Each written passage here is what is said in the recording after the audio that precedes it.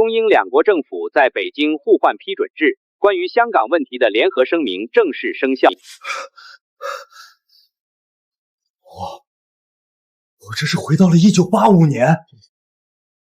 前世为了弟弟的500块彩礼，我被养母刘英和养父林东强逼着签了字下煤窑，结果煤窑塌方，赔偿款全被他们拿去，最后我被弃养，最终只能在出租屋里郁郁而终。这辈子我绝不会再被这家吸血鬼吸一滴血。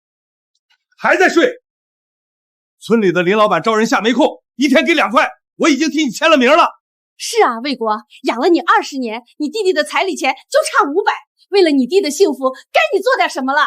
这煤矿我不下，养你这么多年，让你做点贡献你都不愿意，你要不下，这个家就没有你的份儿。我贡献的还少吗？我考上县里最好的高中，结果你把名额给了弟弟，我靠自己进了制糖厂，每个月35块工资，给你们30块，你们就给我吃野菜梗。哎呀，野菜梗怎么了？那是忆苦思前。最后连制糖厂的工作名额都让弟弟顶替了，这家我不需要你赶我走，我自己也不想栽了。好啊，原来养了你20年就养出你这条白眼狼。行啊，要走你把老娘的养育钱还回来。行，你要多少？这么多年吃我的住我的，你还我5000。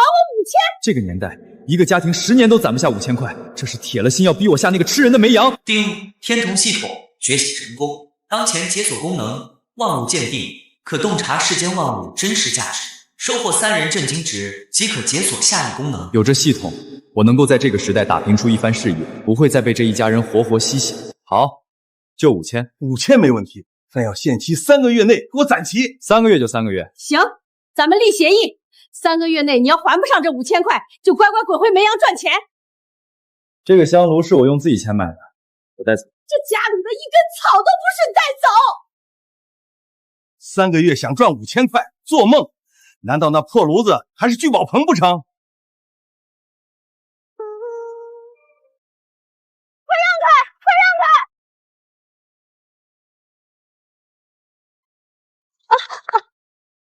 哎呦！哎呦！你要干什么？别动，我帮你正骨复位，不然你这脚踝得肿好几天。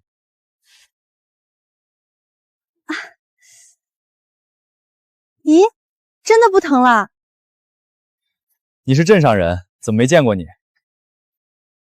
我刚分配到红旗镇当老师，我叫舒曼。舒曼，这不是我们红旗镇走出来的那位女富豪的名字吗？上辈子我被逼着下了煤窑，根本没机会认识她。现在的她还没开始经商，还是个老师，这可要提前打好关系。就算有系统，这软饭强强联合的路子也得走一走。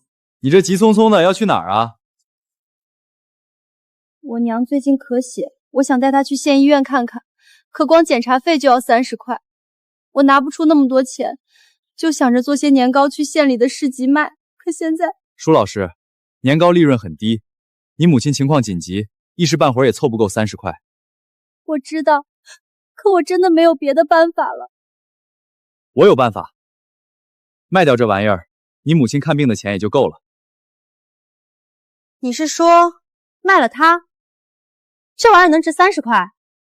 你别寻我开心了，我得赶紧回去想别的办法。我说可以就可以，你信我一次，跟我走。这种地方只收古董吧？我们不是应该去废品站吗？二位有什么好东西要出手？老板，看看这个。这是宣德年间的铜香炉啊！看这包浆，这工艺，这小炉子，这居然真的是古董。宣德炉存世极少，这位小兄弟能拿出来，看来是懂行的。您开个价，50块。行家，报价1分不多1分不少，50，我收了。50块。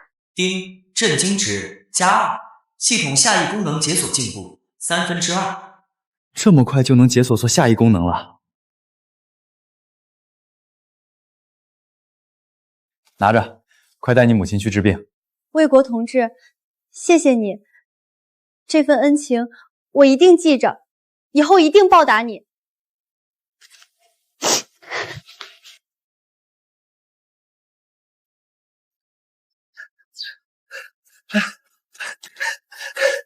强叔，你家魏国刚才在县里的文物店，一个香炉卖了50块。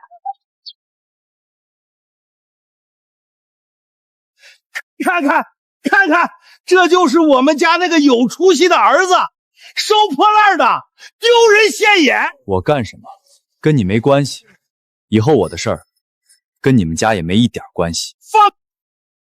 你一天没赚到5000块，就一天还是老子的儿子，老子就还是你爹，我想骂就骂。我可没你这种自私自利、蛮不讲理的爹。收废品喽！旧书旧报，破铜烂铁。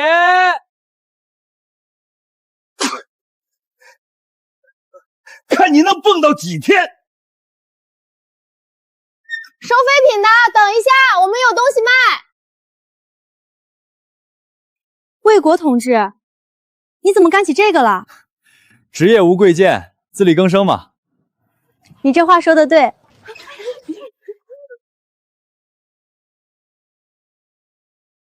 这几个件子是什么宝贝？一个就值150块。这些我都收了，10块钱行不行？哟，出手这么大方，是不是看上我们舒曼老师了？舒老师知书达理，落落大方，谁不喜欢？这人说话做事一点不像农村出来的，好沉稳，还挺有魅力。原来那些老师为了增加件子重量，拿古钱当配重，可他们不知道，这可比他们1年的工资都值钱。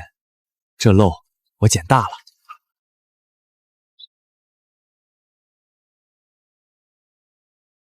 农村来的吧？走错地方了。我这收的是古钱币，不是锄头镰刀。收工具的在对接。咸丰大钱，这乡下小子怎么会有这种好东西？这东西吧不太值钱，民国的仿品，品相也一般。一枚给你10块钱收了吧。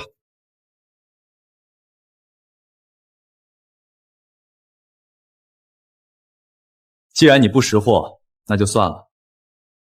等等，150一枚，6枚900，收了。恭喜宿主解锁过目不忘，可快速记住并理解所阅读的技能类书籍。下一级升级条件：震惊100人，当前进度3%，成交。你小子运气好，居然能淘到这种好东西。你是做什么的？我啊，就是个回收二手的。一个收破烂的，居然从我这儿赚走900块。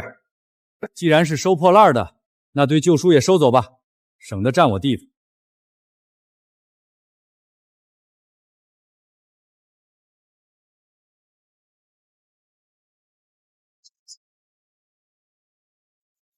行，10块钱我全拉了。哼，别看了，那是本古医书，晦涩难懂。你一个收破烂的能看懂1个字儿，我跟你姓。跟我姓？我有系统，你跟我比？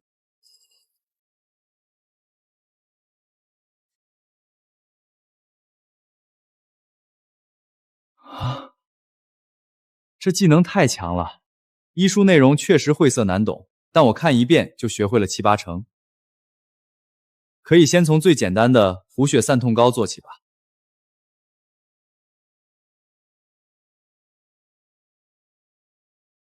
给我包点车前草、蒲公英、接骨木。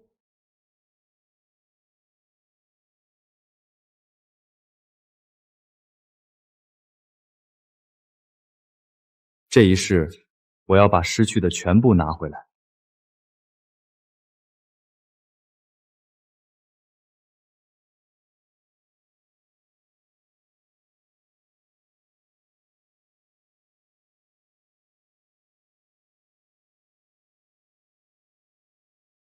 活血散痛膏成了，专治跌打损伤、腰肌劳损，比现在市面上的那些药膏效果还要好不少。出什么事儿了？这么着急？舒曼老师的老毛病又犯了，腰疼的下不了床，我得赶紧去县里给他买药去。机会是留给有准备的人的。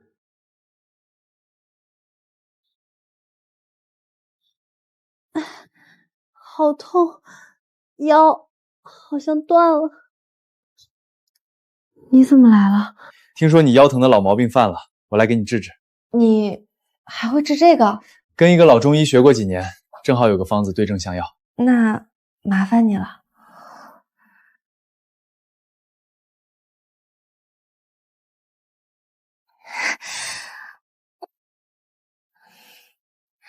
这感觉好舒服啊，热热的。好了，你活动一下看看。真的不疼了，这也太神了！你这药膏比我在县医院买的跌打药都好使。古法方子跟现在的不太一样，这么好的东西，市场上没得卖吗？估计只有我这儿有。这可是个绝佳的好东西啊！如果能推广出去，肯定能赚大钱。我一个收二手的，哪有这个本事？我可以帮你市场销售对接这些事儿，我来负责。不愧是上辈子的女老板。好，我相信你，就这么干。好，那我们就这么说定了。合作愉快。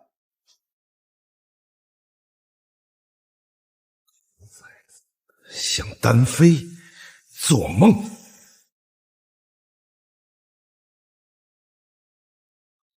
吴婶儿，说好了，这地方500块，我盘下了。卫国啊，你是个忠厚孩子，但这收废品是苦力活，更是个眼力活。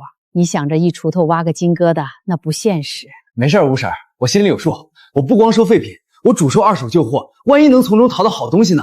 卖二手旧货的骗子太多了，担心吃大亏哦。我有系统，吃亏是不可能吃亏的，这辈子都不可能吃亏。行，那这儿以后就归你了，祝你大展宏图。东强，不好了！魏国那狗崽子居然拿500块把吴婶那个废品账给盘下来了！什么？那狗崽子哪来的500块？爸，你不是说林卫国身上一个子儿都没有吗？还指望他下煤糠赚钱给我娶媳妇儿，他都能拿出500块盘废品站了。有这钱，我跟娟儿的彩礼早凑齐了。这小子指定背地里藏了钱，就等着跟咱们分家呢。记住，他户口还在咱家户口本上一天，他的东西就是咱的东西。等他那破站开业那天，咱们就去把东西要回来。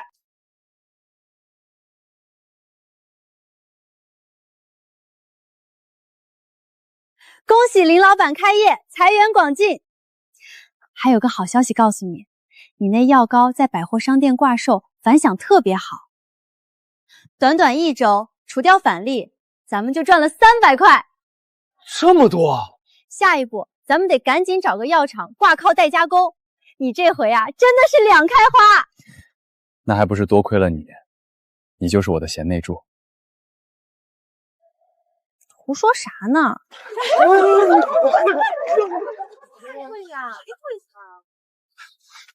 林卫国，你是偷了家里的500块钱来买这个回收站，这回收站理应改成我的名字。他一个穷小子哪来这么多钱盘铺子？原来是偷家里的啊，那太不地道。各位乡亲，我每一笔钱都是靠回收二手旧货凭眼力淘来的，这是文物商店的收据，这是咸丰大钱的成交记录，每一笔都有来历。咸丰大钱卖了900块！我的天，魏国这是捡了天大的漏了，这是真本事。那咸丰大钱就是我家的，你偷的就是家里的，祖传宝贝出来卖钱。你说咸丰大钱是家里的，行，那你倒是说说，咸丰是哪个朝代？这大钱有什么特点？怎么分辨真假？哎呦喂！我这是造了什么孽呀？一把屎一把尿把他拉扯大，现在他自己吃香的喝辣的，连父母和弟弟都不管了。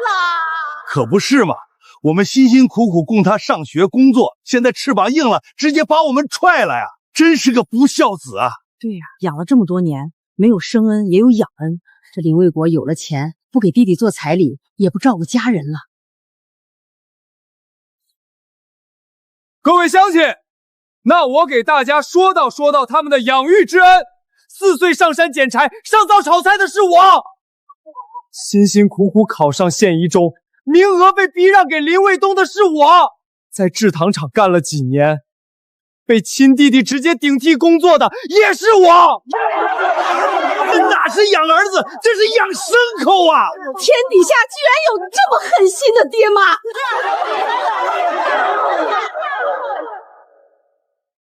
魏国，这个回收站你好好干，你的遭遇大家伙看在眼里，不会让你爹妈和弟弟抢走你的回收站。对，不会让他们抢走回收站。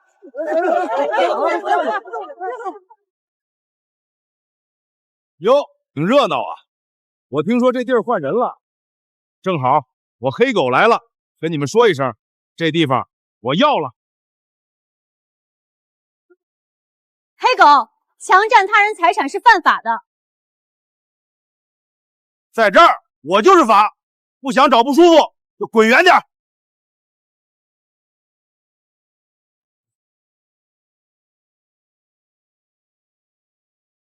这黑狗跟他嫂子有一腿，你再闹下去，我不介意跟你大哥聊聊你和嫂子的事儿。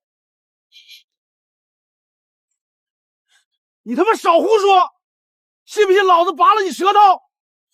胡说？那我就大声胡说一个。各位乡亲，看黑狗胸前这佛牌，那可是他大哥送给。好，算你小子狠，这地方归你了。山不转水转，走着瞧。魏国，你太厉害了，可这种地痞不好对付，以后肯定还会来找麻烦。没事儿，山人自有妙计。还杵这儿干嘛？等着要饭？我开业酬宾，不欢迎你们。你别忘了，协议还在我们手上，3个月赚不到5000，你照样得下煤阳。到那时候，这回收站还是我们林家的。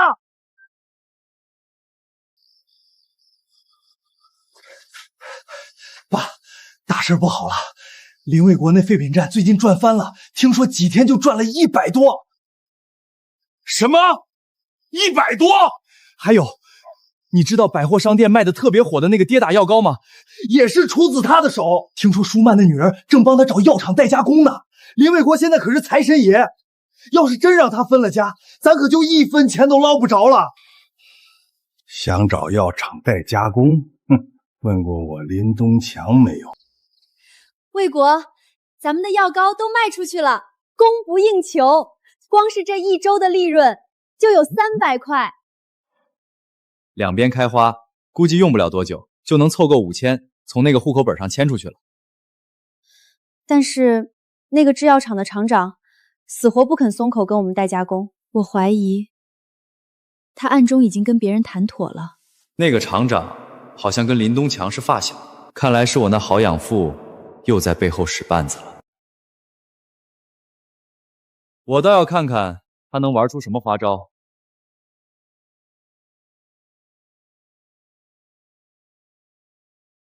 厂长，我们想来聊聊药膏代加工的事儿。放着吧，你的事儿我在研究。李厂长，这可是元德重宝，真正的国之至宝。我之前从一个乡下人手里收来的，要不是最近急着用钱，我都不舍得出手。李厂长，我鉴定过了，绝对真品。这宝贝跟您有缘，您这是捡了大漏了。多少钱？要的不多，1万块就够。元德重宝赝品，现代仿制，价值0元。行，这钱币我确实喜欢，我这就去拿钱。厂长，这钱币是假的。你算什么东西？钱专家在这儿，有你说话的份儿吗？你个年轻人，别在这胡说八道，否则你代加工的事儿提都别提。魏国，算了，如果惹厂长不高兴了，我们的代加工事情就彻底泡汤了。厂长，鉴宝讲究望闻问切，望气看锈色包浆，闻味听声，询问找破绽，切摸掂重量手感。您看这锈色，锈色浮于表面，与西北出土的真品特征不符。您再闻闻真品千年古锈是土腥味儿，这枚有刺鼻的胶水味儿。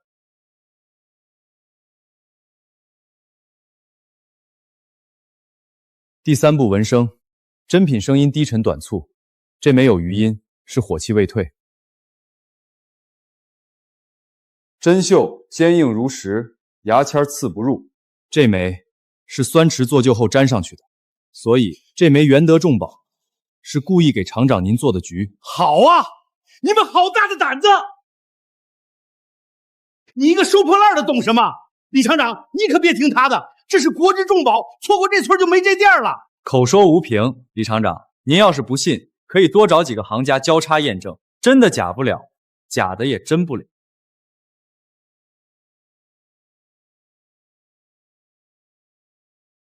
好啊，这锈迹一抠就掉，里面是新的。两个畜生，合起伙来给我做局，滚！都给我滚出去！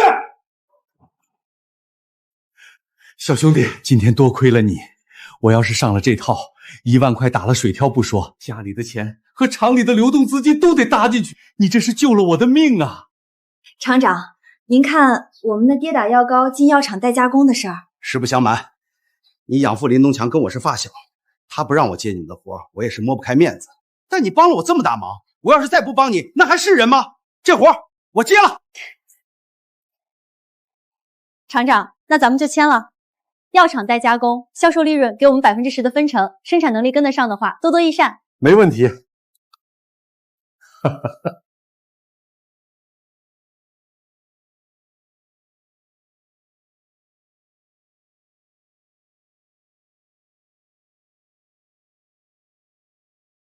有了药厂的生产线，终于不用自己一口锅一口锅的熬了，我也能腾出手来，专心搞回收站的生意了。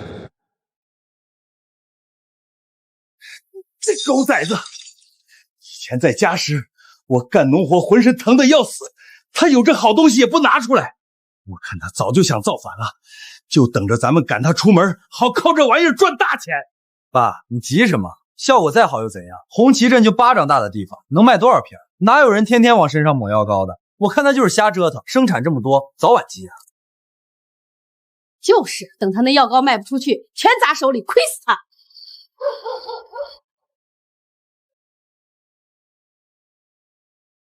恭喜林老板，药膏上市第1个月，咱们净赚1000块，这比我当老师3年攒的还多。回收站1个月赚500，加上这1000，离5000块还差不少。而且捡漏古董这种事，光靠运气不行，得踏踏实实把实业做起来才行。赚了这么多，你怎么还愁眉苦脸的？红旗镇市场太小了，这药膏这么抢手，咱们得想办法往外推。英雄所见略同，我正想跟你说呢。我准备去青阳县跑一趟，找百货商店的经理聊聊，看能不能把药膏摆上他们的货架。好主意，那就辛苦你跑一趟了。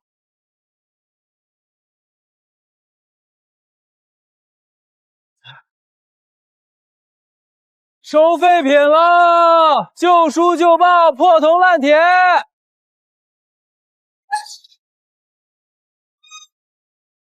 魏国，你看看这些值多少？纸张书籍9分钱1斤，玻璃瓶5分钱1个，我也不细算了，拢共给您7块钱。嘿嘿，还是魏国你厚道。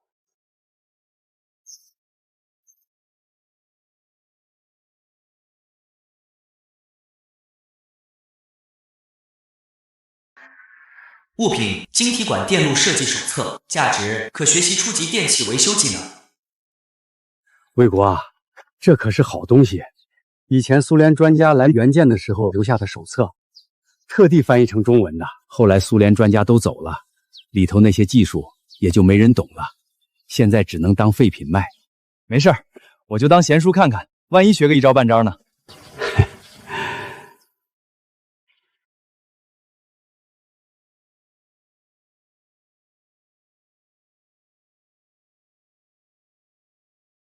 过目不忘这技能太好用了，又学会一门电器维修的手艺。收废品嘞！大爷，这收音机发不出声了，我按废铁价给你收了，这个大小的15可以吗？这电视电路老化了，应该是修不好了。这样，我出50，我收了。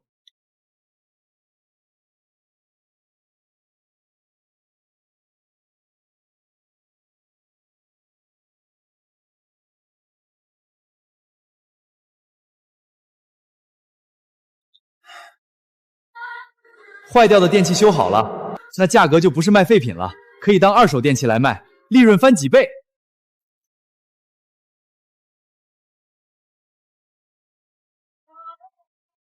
14寸黑白电视只要150块，小天鹅洗衣机100块，海燕牌收音机50块，比百货商店便宜1半还多，质量有保证吗？我给你们3包，3年以内，但凡出毛病，我免费上门修。我要买！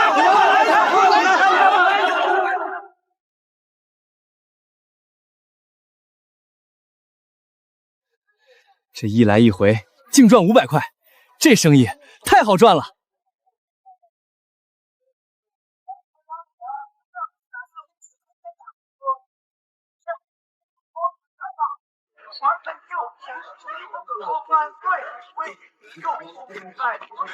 师傅，这收音机你看看还能修吗？哎呦，老人家，这可是 KT88 西德货，了不得啊！是啊，跟了我好些年了，前2年不响了，能修好吗？外国货配件难找，我修不了。这穿着，这气派，不像普通人，搞不好是个潜在的贵制人脉。老人家，我帮您看看，兴许能修好。这外国玩意儿，你小孩见过吗？可别出手，反而还弄得更坏了。试一试嘛，万一成了呢？反正你也修不好，不是？小伙子，有胆量，请。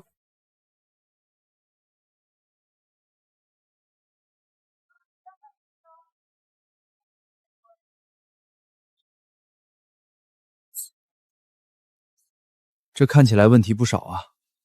主控电机碳刷磨损严重，走带机构卡死，功放模块电子管老化，好几处电容漏液，电源滤芯也失效。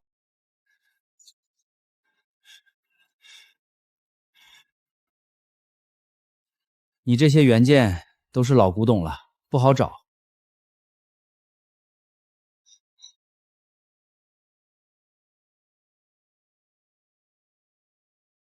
跟我来。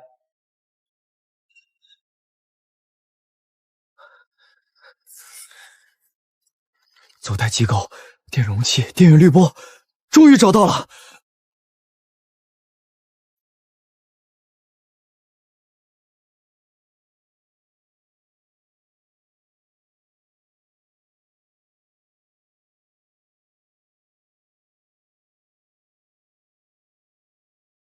最难的点终于攻克了，用2个国产晶体管并联，替代进口的功放管，碳刷从手摇发电上拆下来，打磨后装上。现在就试试。你问我爱成了！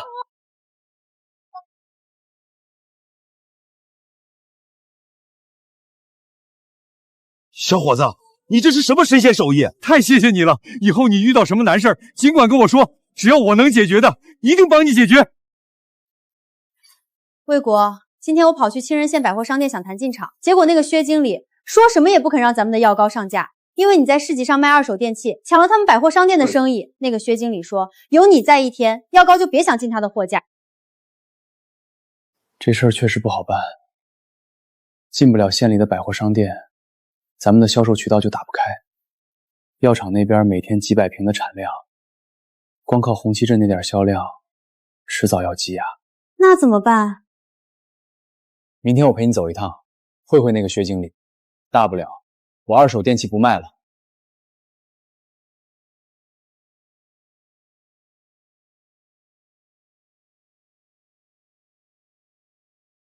薛经理，之前摆地摊卖二手电器，无意冲撞了您的生意，是我的不是。今天我表个态，以后这二手电器我林卫国不做了。想进场啊？行啊，让舒小姐陪我出去2人旅游几天，一切都好说。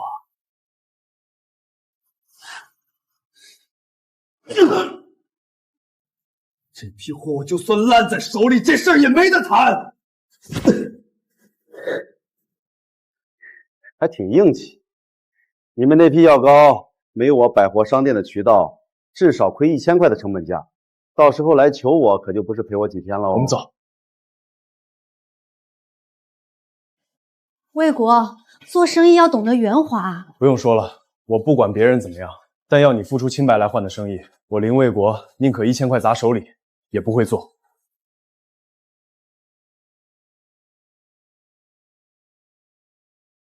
林师傅，你也来这儿吃饭啊？哎呦，老领导，有失远迎，多多海涵啊！你怎么也在这儿？都认识啊，年轻人就该多交流、多学习嘛。但是薛经理看起来不想和我们多做交流。这话怎么说？我们有一批药膏想要进场销售，但是薛经理眼红我卖二手电器抢生意，故意卡着不让药膏进场，还提出让舒曼用身体换进场资格。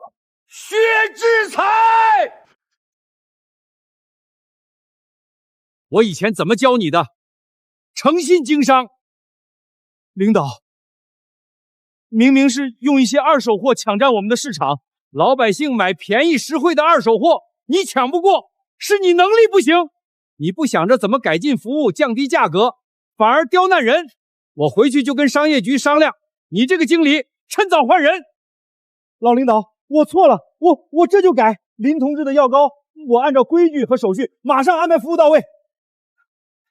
林同志，明天您就来办手续，我亲自给您安排最好的货架位置。多谢孙老先生了，这话说的，你帮我修好了赔了几十年的收音机，这点小忙算什么？魏国，百货商店渠道一打开，这个月估计能赚3000块。3000加上回收站的500，还差1000多就够5000了，快了。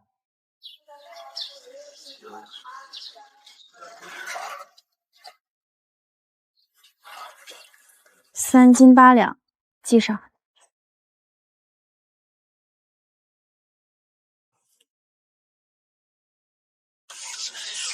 你不是什么都收吗？这些牛你收不收？这些不收。不收？信不信我砸了你的招牌？黑狗，你是屡教不改啊！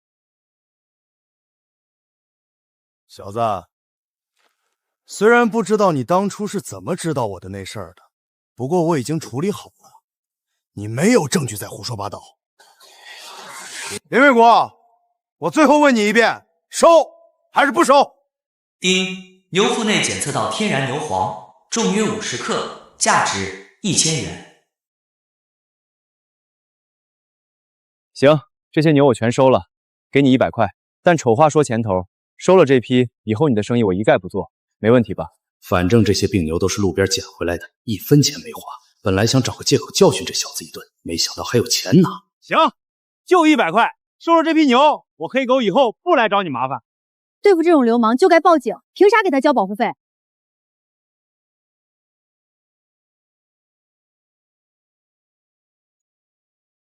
黑狗哥，你就不想看看你卖的这些东西值多少钱吗？都是病牛，一文不值。林卫国，人家都说你眼光毒，我看你是老眼昏花，100块买一堆烂肉。去拿把刀来。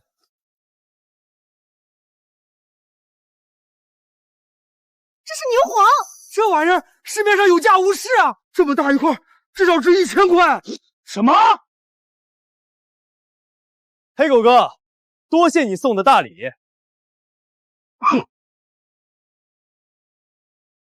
魏国，你也太神了吧！500块凑齐了，快拿去给娟儿把婚事定下来。爸，这事儿怕是不成了。又怎么了？娟儿他爸最近看到林卫国的生意做得风生水起，对他很是欣赏。周厂长说了，彩礼要提到9800，现在还差1000块。1000块？我去哪儿给你凑个1000块？你爹我卖血也凑不出来啊！爸，您别急啊，娟儿他爸可是制糖厂副厂长，只要成了他的女婿，咱家以后衣食无忧，说不定还能给您在厂里谋个差事。这节骨眼上可不能放弃啊！妈，要不您去跟林卫国说说，跟他服个软，让他回来。只要他肯认咱这个家，我跟娟儿的婚事准能成。我去，那小子现在恨死咱们了。妈，您就委屈委屈，说几句好话又不掉块肉。等咱家攀上副厂长这门亲，以后有的是好日子。行，我去试试。魏国呀，忙着呢。妈给你带了一筐土鸡蛋。自从你走了之后，妈天天晚上睡不着觉，一闭上眼就想起你小时候的样子。虽然没有生恩，但妈心里早就把你当亲骨肉了。是林卫东让你来的吧？又缺钱了？这不是你生意做得好吗？娟儿他爸又临时提了1000块彩礼。卫国啊，你弟弟的终身大事，你就当帮帮忙。要钱没门儿！你这个没良心的白眼狼！老娘养了你20年，喂条狗都知道摇尾巴，找你借1000块都不肯，你还算是人吗？别在这丢人现眼了，回去告诉林卫东，他的婚事跟我1分钱关系都没有。你这小畜生，是不是铁了心要分家？没错，我说了，3个月内给你攒够5000块，3个月一到，5000块我双手奉上，你们签分家协议。那你先预支1000，算在5000里头，行不行？想要钱，3个月到期之前，你从我这儿拿1分钱都不可能。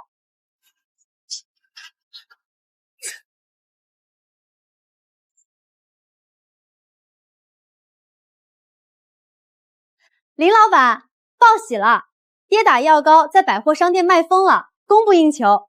这个月扣除各种费用，咱们净赚3000块。离家才2个月，就到手快4000块了，还差1000就凑够5000了。对了，我把学校老师的职位辞了，以后就专心跟你做生意。林老板，可别让我亏本哦。哪里的话，以后说不定还得靠舒总提携呢。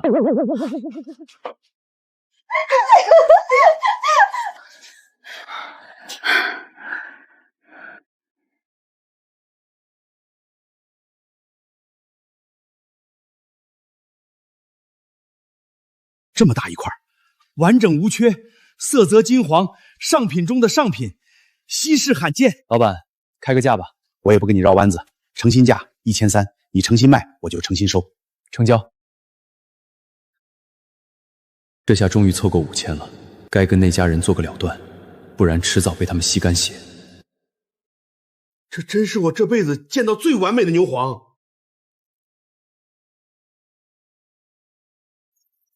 恭喜宿主解锁时光回溯，可查看指定地点过去24小时内发生的一切。下一级升级条件：震惊1000人，当前进度0.000%。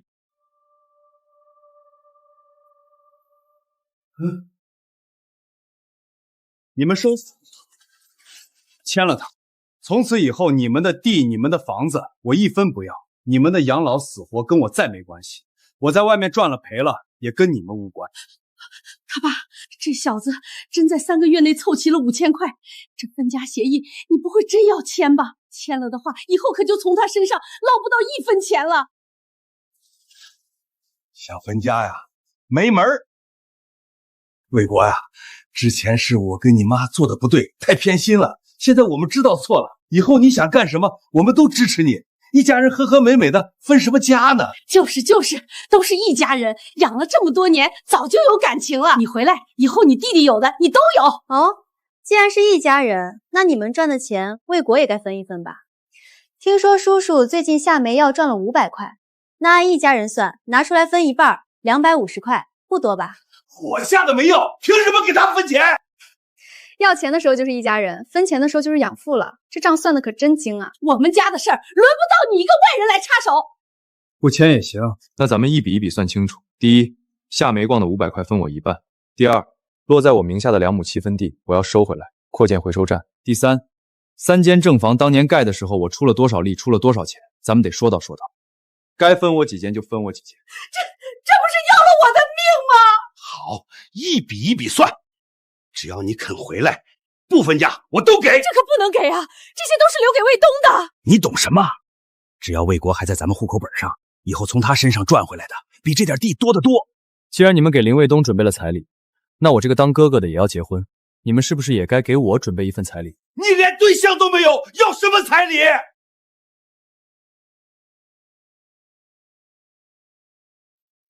谁说我没有？我跟舒老师已经谈上对象了，马上结婚。没错，按我城里的风俗，3金加18800彩礼，1分不能少，3个月内筹齐。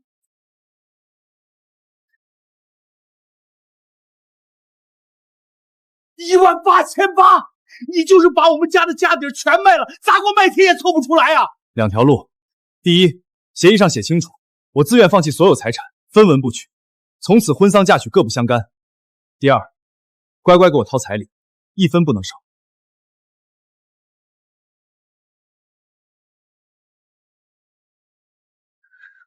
我天！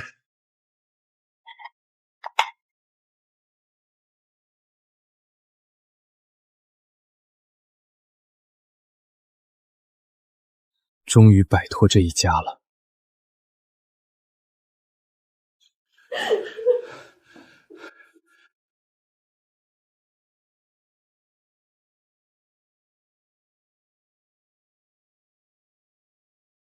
你刚才说跟我搞对象，还搂我的肩，我的清白可都被你毁了。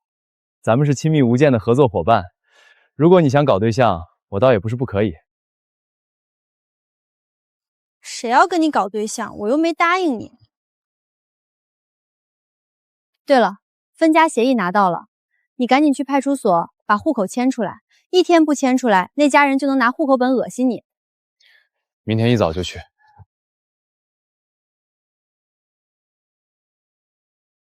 手续齐全，符合分户规定。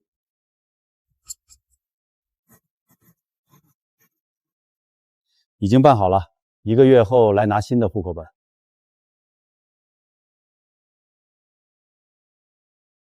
恭喜你啊，终于摆脱那一家子了。从今往后，天空任鸟飞，海阔凭鱼跃。话是这么说，但要1个月才能拿到新户口本，我就怕林东强那家人这1个月里还能折腾出什么幺蛾子来。我教你个法子，保证跟他们分得干干净净。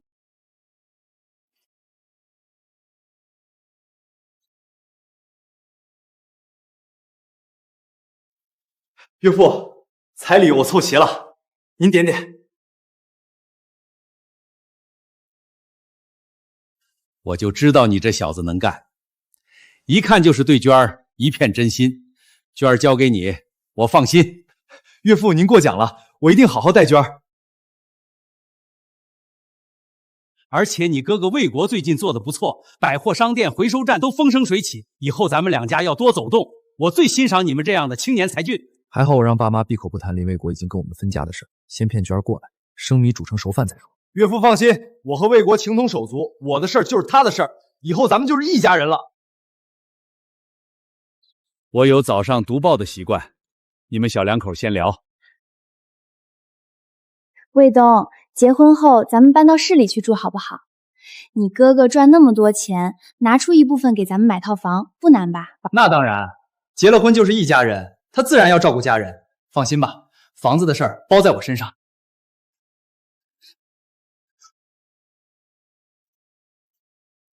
你看看这上面是什么？你不是说你们兄友弟贤吗？这怎么回事？分家了？岳父，这里面一定有误会。误会？还能有什么误会？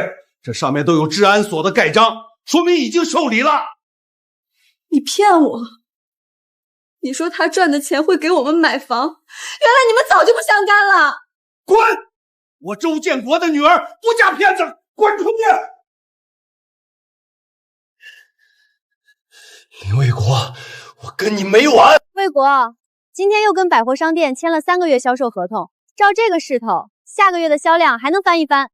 那当然，咱们的药膏效果好，价格公道，不愁没销路。魏国，你快看！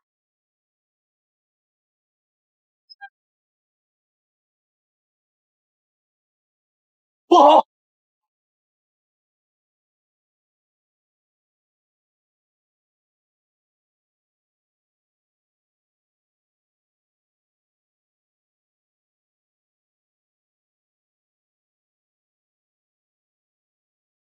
魏国，小心啊！火太大了！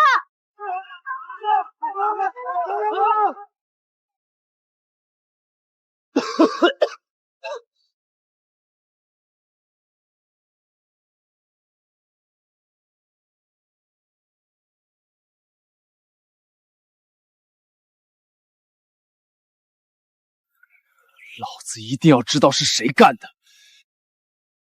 林卫国同志，初步判断极有可能是电气短路引发火灾，没有人员伤亡，按普通意外处理。回头我们出个报告就行。不可能！我一向做事严谨，回收站里的线路都是新换的，怎么会短路？一定是有人故意放火。我们目前没有找到任何证据支持你的说法。当然，如果你有线索，随时来治安所反映。魏国，算了，人没事就好。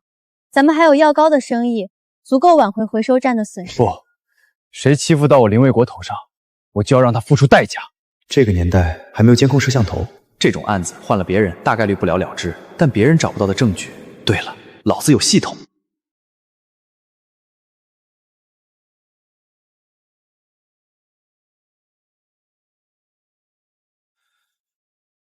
系统时光回算，我要看看到底是谁放的火。查看指定地点过去24小时内发生的一切影像。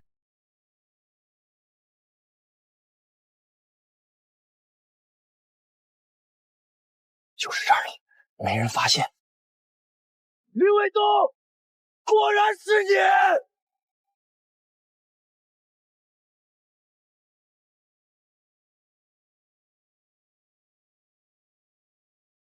林卫国，你不是能耐吗？我今天把你吃饭的家伙全毁了，看你还怎么蹦跶！林卫东，是你先动的手，怪不得我。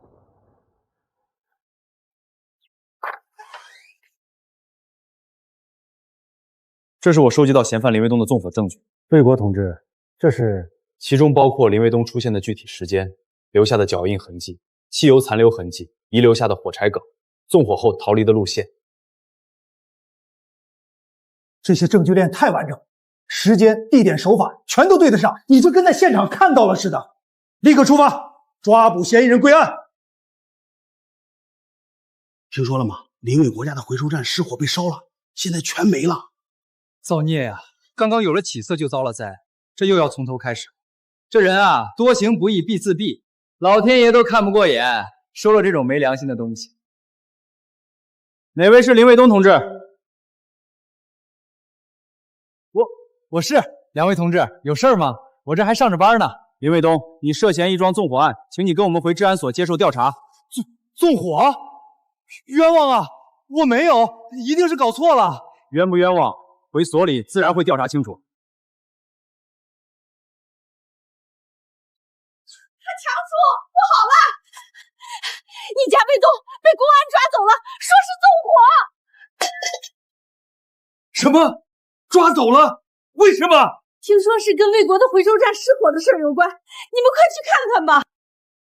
林卫国同志，现在证据确凿，只要你不谅解，林卫东至少判10年。我明白了，那就依法办理吧。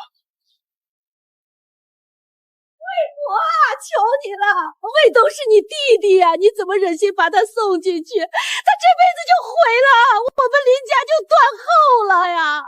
魏国，千错万错都是我们的错，你饶了他这一回吧。现在知道他是你林家的后，是我弟弟了。他烧我回收站的时候，有没有想过我可能还在里面？有没有想过我是他哥？他已经不是小孩子了，是成年人。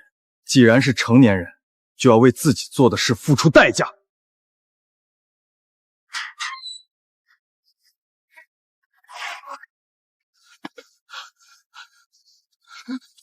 爹娘，救我呀！我不想坐牢。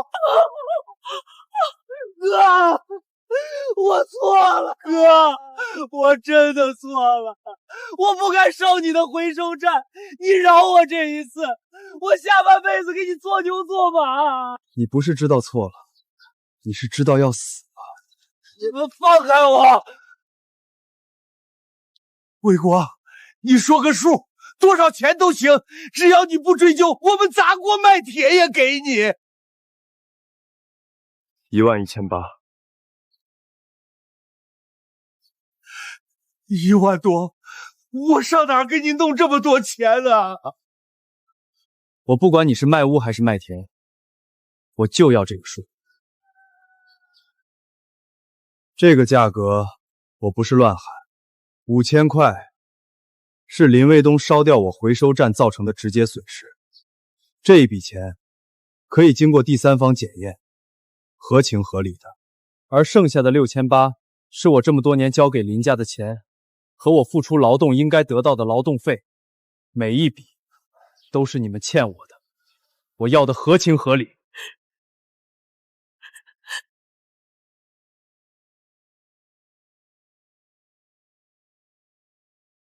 太低了，我一家老小指着这点收成呢。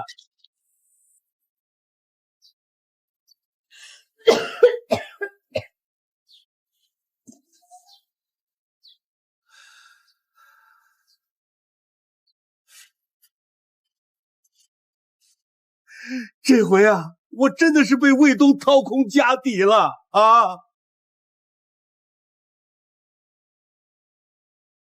可惜了，回收站烧没了，少了一笔稳定的收入。亏不了。嗯？我报保险了。保险？我只听说过城里的大工厂、大单位有保险，从没想过一个收废品的也能跟这2个字扯上关系。开门做生意，什么意外都可能发生，花点小钱买个安心，总比真出了事儿抓瞎抢。那你还真是深谋远虑，林东强那边再赔一笔，凭借你的本事，重新开张完全不是问题。这里是11800，我把家里的房子和田都卖了才凑够的，求你放过卫东吧，他还小，不懂事儿，你这次就饶了他吧，我们以后再也不找你麻烦了。这是谅解书，拿着它，林卫东的刑期会减一些，但劳动改造至少还要1年半。回去告诉林卫东，好好在里面学做人，别总想着投机耍滑、作奸犯科，出来以后堂堂正正的活。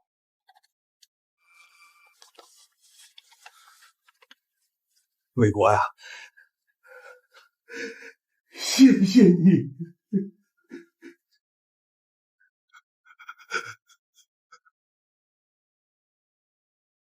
卫国，回收站烧了，钱也赔了，下一步你打算怎么办？跟我来，给你一个惊喜。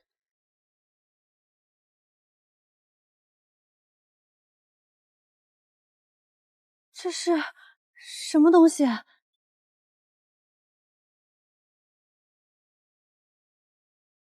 你把保险赔的钱买了辆卡车。红旗镇太小了，要做大做强，不能只窝在一个镇上。下一步，我要去青阳县、去省城建立我们的公司。太好了，正好咱们的跌打药膏也要往省城拓展市场，咱们可以去省城建立根据地，两边一起干。舒总，请上车。嗯。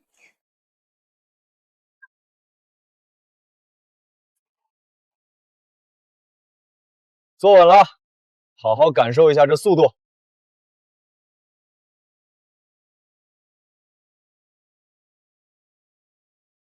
卫国，你说咱们的公司起个什么名字好？就叫国漫吧。真好啊。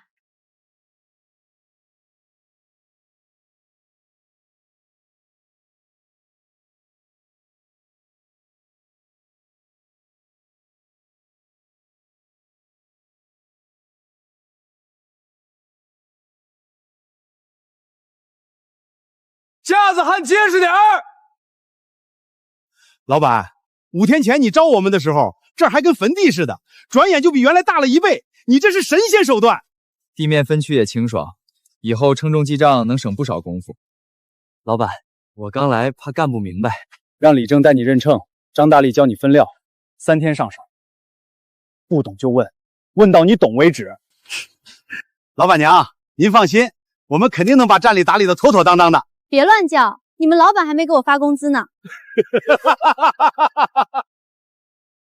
这月利润分你1半，够当老板娘了。少贫嘴，说正事儿。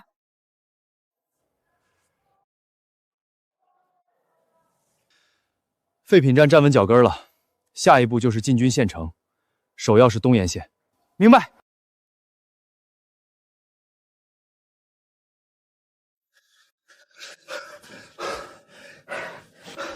老板，东阳县那边收废品的口子全被人堵死了。怎么回事？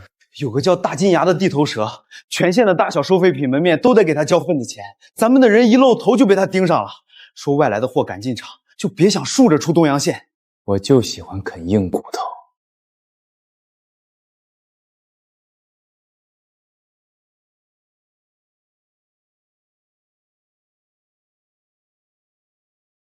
居然把7、8家回收站全部连成一片，而且每个路口都有人盯梢，难怪陈东他们一露头就被发现。那俩蹲着抽烟的，咱车一进现场，他们就盯着了。前2次就是他们报的信儿。绕去北边工厂区，废品源头在厂里，不在街上，先去那儿看看情况。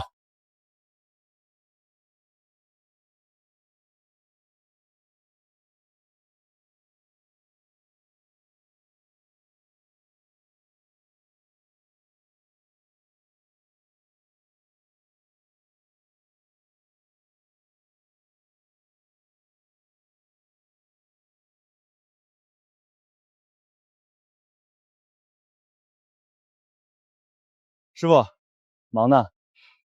这堆料看着不少，清完够发2月工资了吧？发工资，厂里3月没给1分钱了。上面领导正跟大金牙谈承包，说整个厂的废料全包给他，以普通铁价来收。大金牙那架势跟收保护费差不多。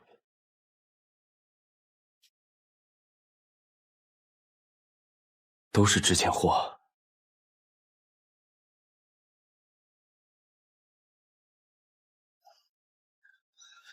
老板，摸清了，大金牙给厂里报的价是1200元每吨，压了市场价1半。厂领导图审事儿，已经基本点头了，就差盖个章的事儿。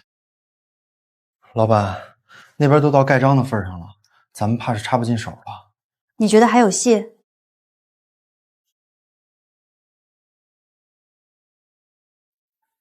基本点头不等于签字，只要印章没落下去，这碗里的肉就不定是谁的呢。要想拿下纺织厂废品合作，就得开回收分点，这可是大金牙的地盘。7、8家废品站全是他的眼线，一旦知道，指定捣乱到我们倒闭为止。万一闹起来，咱们人少，吃亏的是自个儿。我支持魏国。大金牙不过是个地痞流氓，能垄断东阳县，只是因为大家被他的气势吓住了。咱们敢抢，就赢了1半。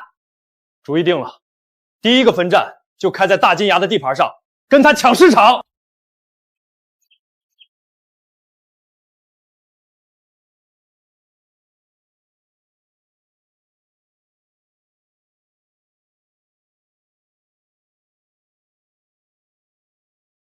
这儿好，大、结实，离工厂区3里路，收料出货都方便，适合做回收分站。这个仓库我租了。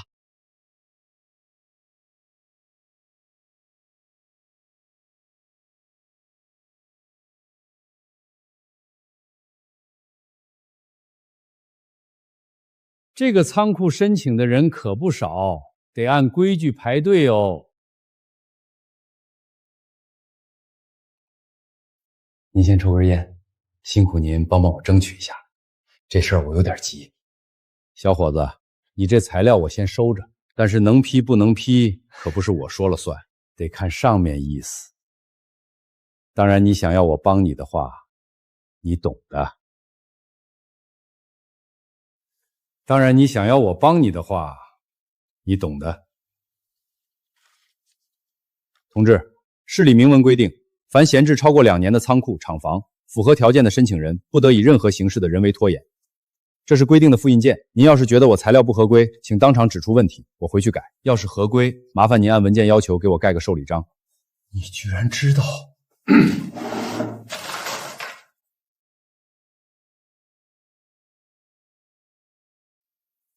行了，等着通知吧。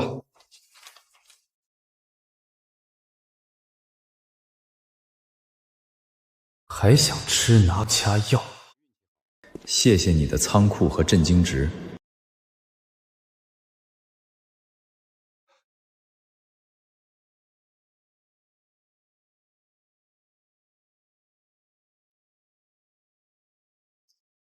喂，是我，他来了。对，刚进院子。谁呀？金哥，是我老钱。我跟你说个事儿，有个小子今天来我这儿申请租西郊那个第3仓库，说要搞什么回收分站，材料手续全得很，我实在挡不住，只能把章给他盖了。我知道那小子，这是向老子开战了。行，你听我说。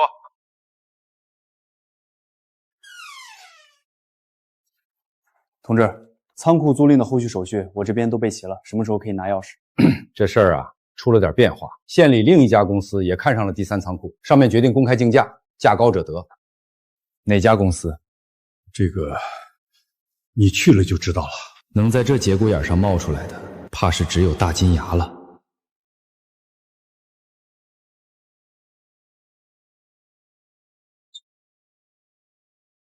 哟，这就是那个外地来的乡下愣头青，毛都没长齐，就敢往东阳县伸爪子。看上眼的生意，我从不会空手回去。安静，竞价开始。第3存储点，年租底价200元，现在开始举牌。1500。1500，够你收半年破烂了吧，乡下佬？1500，够你收半年破烂了吧，乡下佬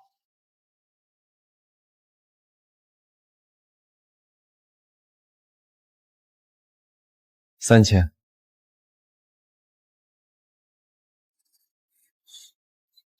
3000，直接翻倍！这乡下来的这么阔，这年轻人是不是疯了？3000块够在县城买个小院子了。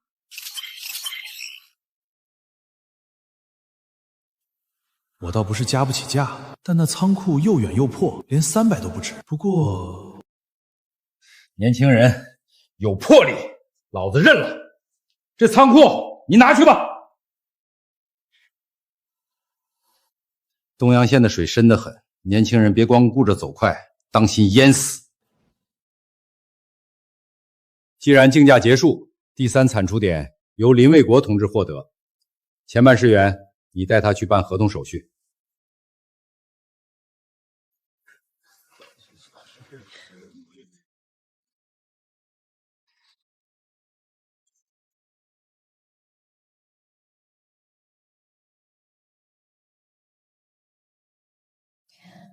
办事员，还请快一点。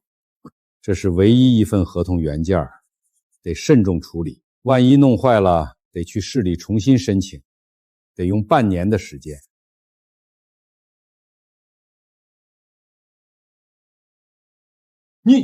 哥，您没烫到吧？我们小本生意，以后少不了麻烦您。这茶您留着润润喉，合同咱们慢慢签，不急。行了，签吧。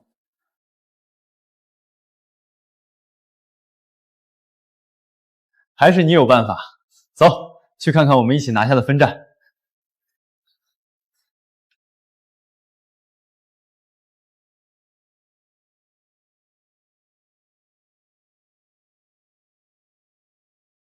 先彻底清理修补，把能用的架子留下，不能用的清出去。大家干活。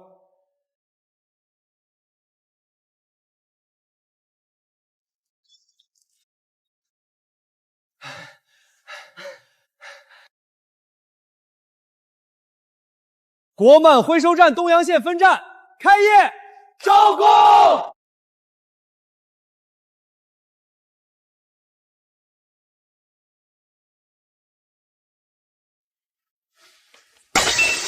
让你开，不代表你真能开起来。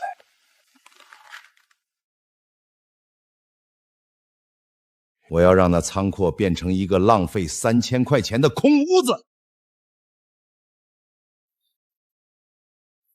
老板，今早我又贴了10张，从街头贴到街尾，回头再看，照样一张不剩，全被撕了。肯定是那个大金牙干的。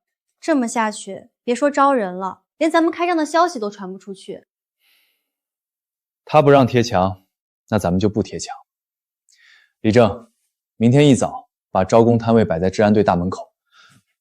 那地方能摆摊吗？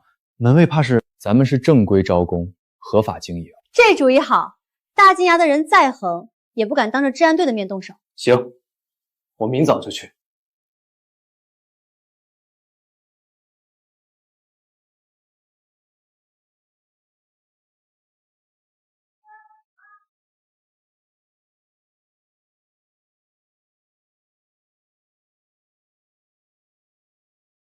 国漫回收招人，工资日结、月结都可以，包午饭，不拖不欠，干满1个月有奖金。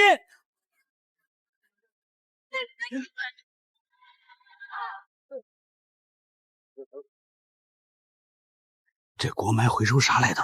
能开几天啊？听说是外地来的，干完短期就撤了吧？这种招工怕不是2、3个月就散伙了。这种招工怕不是2、3个月就散伙了。我们是真的长期招人，总站在红旗镇开了好几个月了，生意一直稳当着呢。说的再好听，谁知道能撑几天？外地来的，干一票就跑的也不是没见过。没错，谁知道你们收不收得到货？到时候干了半个月发不出工资，我们找谁去？还是咱们老板有先见之明，把咱们自己人伪装成应聘者。哼，这林卫国拿什么跟咱们老板斗？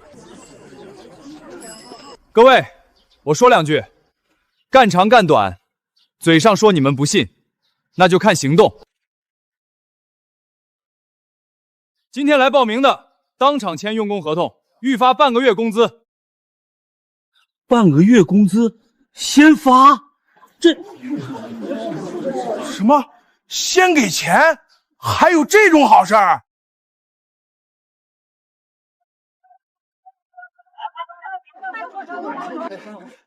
我报名。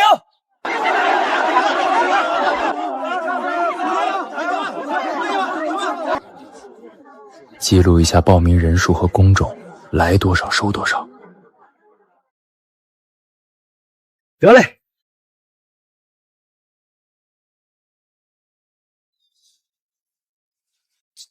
金哥，林卫国那边招到人了，10来个，全是当场签了合同，他还预发了半个月工资。预发工资，好手段！林卫国这事儿没完，咱们不是你死，就是我活。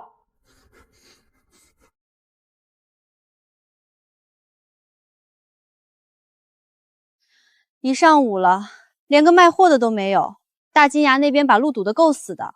新铺子开张总得有个过程，口碑不是一天能传开的。先去纺织厂，把那批废料拿下，比坐等10个散户上门都管用。马厂长，3个月了，家里米缸都见底了，今天不发工资，我们就不走了。不走，我老娘的药钱都拖了1个月了。同志们，我知道大家难，厂里确实没钱了。不过厂里的那批废料，我已经跟大金牙谈成7分钱1斤了，钱一到账，我马上给大家发工资。7分钱1斤，那是欺负人。这台舒棉机里面含铬钒钢、锰钢，还有铜制线圈件，市价是2毛1斤，贵重部分还能至少能翻3倍。大金牙开7分，摆明了压榨你们。你说里面有好料？这机器搁这儿2年了，没人看出来啊？你们如果不信，按7分卖。当然，如果卖给我，3000块打包。3000块？这些破机器能卖3000块？我的天，比大金牙给的多了好几倍！签，现在就签！林哥，就等你了。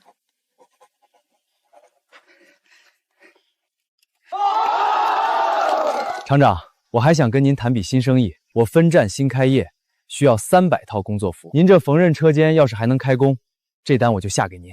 能，老板你真是帮我大忙啊！缝纫车间机器再也不用旧的坏了，工人们能开工，能开工，我们也有工资。老板，你真是大好人啊！有本事，有良心，我没看错人。老板，你真是心太善了。3000元收了这堆机器，本来可能是赚的，但是又花了3000元订300套工作服，变相接济纺织厂的工人们。是啊，300套，我全家5口人可以1人1套了。好了，老板分配大家干活吧。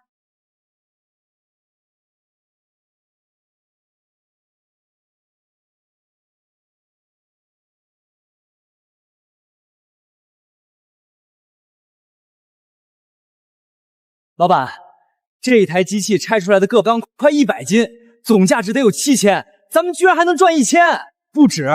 我这铜阀门也快拆完了，加起来少说70、80斤铜，至少赚3000。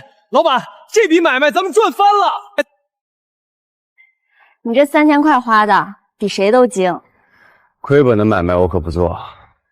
我有万物鉴定，吃亏是不可能吃亏的，这辈子都不可能吃亏。不过，我觉得你直接卖这些材料还不够，我帮你再拉个合作。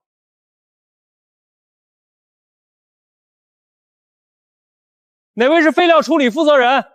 我是青阳县机械修造厂的总工程师。我听说这批废料里有60、70年代进口机器的拆零件，我高价全收。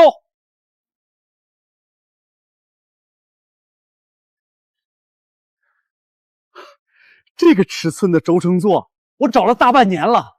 还有这批齿轮，此数全对得上。周总，我没说错吧？您要的转动槽、轴承座、齿轮，我们这儿都有。这批货我全要，定价的事儿你来开。你拆的这么细，我不压你价。货是您的，价您定。您搞机械的，这些东西值多少，您比我清楚。您说多少就多少。有格局。好，那我就不客气了，按非标配件采购走账。这批货我出1万。1万！恭喜宿主累计震惊值达到满额，新功能危险感应已解锁，可感知方圆50米内针对宿主的恶意与潜在危险。舒曼让别人震惊，我居然也能获得震惊值，而且一口气帮我解锁了下一功能。周总爽快，后续再有这种老机器的配件，我第一个通知您。那感情好，咱们签个长期意向协议，省得我到处跑着找。周总，您厂里淘汰的废旧设备，往后要是处理，能不能先让我们过个目？我们不白拿，该给的钱一分不少。行，以后机械厂出来的废设备直接拉给你们，价格好说。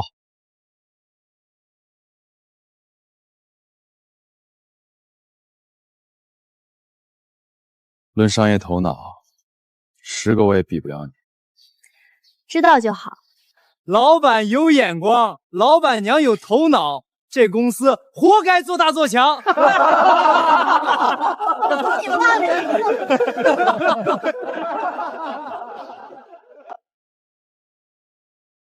金哥，咱们前头那些招都被他破了，今天还赚了快2万。看来要对付这小子，不能靠以前的蛮力了，得靠脑子。老板，刚接口有人递话，说青阳第一化工厂有一批报废反应堆和化工桶要处理，价格很便宜，让咱们赶紧去看看。好。危险感应触发，讯息源头存有恶意。这话是谁递过来的？接口那个常蹲着修鞋的老刘头说的，他说是化工厂那边的人托他带个话。你觉得有问题？信息的恶意，也许是在说无商不奸。有生意送上门，没有不做的道理。我去看看。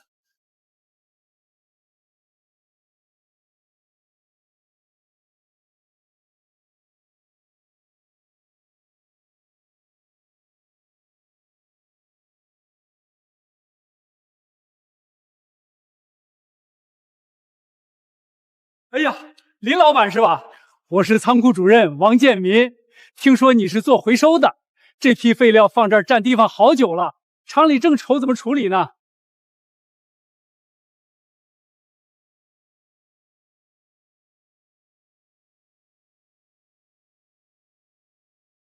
这些反应洞都是不锈钢的，外壳厚实，拆了能卖不少钱。化工桶也都是好料，虽然装过化学品，但都清洗过了，没问题的。反应梗和所有化工桶，打包1000元。可以，我这就去拟合同。危险感应持续触发，桑钱事件存在连锁性风险。还是没有问题啊？难道是因为这些东西装过高位化学物质？看来系统的新功能有些问题，太敏感了。王主任，咱们的合作协议需写明是化工厂淘汰的废旧设备，厂方盖章确认，手续齐全，我好走账。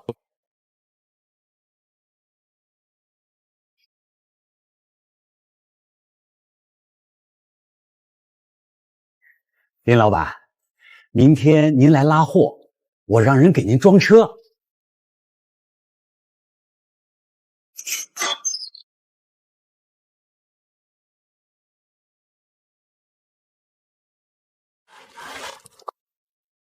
够他喝一壶的了，这些玩意儿渗出来，光清理费就能让他脱层皮。那都是小的，一旦造成土地污染，他得坐牢。撤，等着明天看好戏。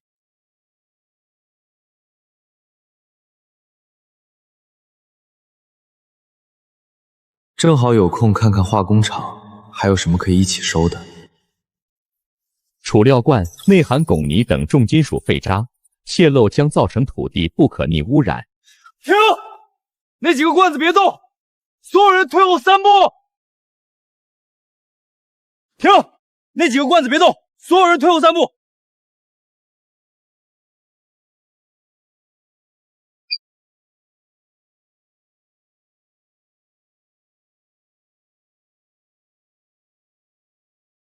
原来系统2次危险感应都是真的，但第一次是在签协议前。那王建民不是凶手，启动时光回溯。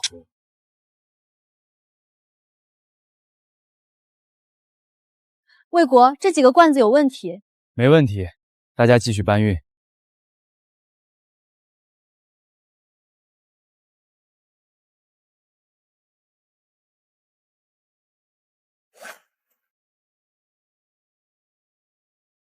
走，跟我去化工厂。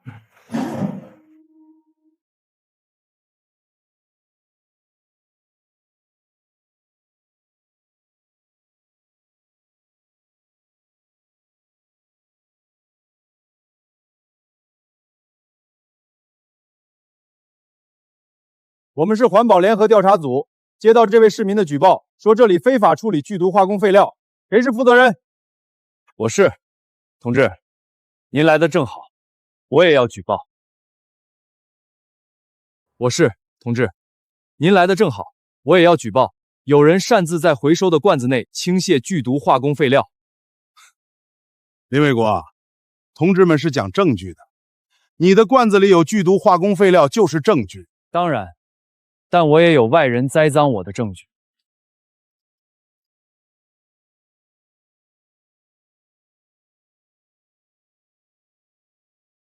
时间、地点、编号都对得上，完整的过程记录。领导，我以化工厂仓库主任的身份作证，这批储料罐出厂时是清洗过的，里面没有这些阳酸废铀，罐体编号和出厂记录都能查。有人在我出库前动了手脚。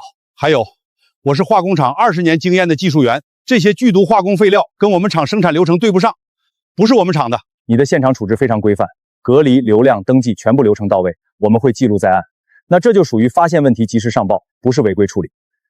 林老板，要不是你细心留了证据，这批罐子要是流出去渗了毒，我们厂也会被追责，厂和我都完了。王主任客气了，证据我留全了，接下来该怎么查，您配合调查组就行。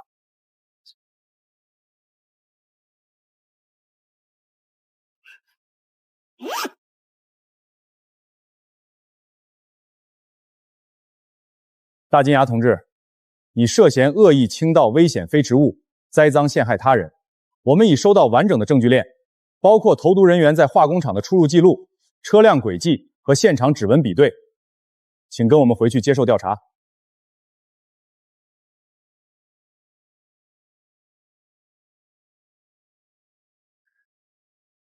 你在东阳县做事有章法有手段，我们愿意投靠你。孩子和人手都在，你一句话，我们立刻改名国漫回收站。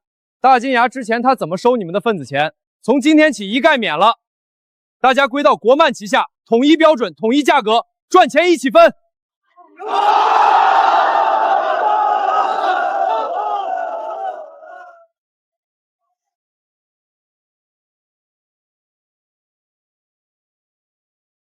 站稳了。站稳了。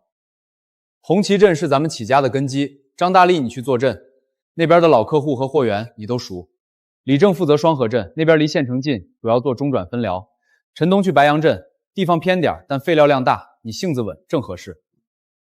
老板放心，红旗镇我熟门熟路，不会给你丢人。双河镇的运输线路我规划过了，1周3趟车跑东阳，效率能提30%。白杨镇那边我跑过2趟，心里有底。3个镇子交给你们，我和舒曼坐镇东阳县回收站总部调度，每周末回总部开会。记住，牌子统一，价格统一，标准统一，谁坏了规矩，自己来找我认错。公章和联系表都夹在里面了，好好干，年底有分成。这一阵子一直在忙扩张的事儿，累了吧？我带你去个地方放松一下。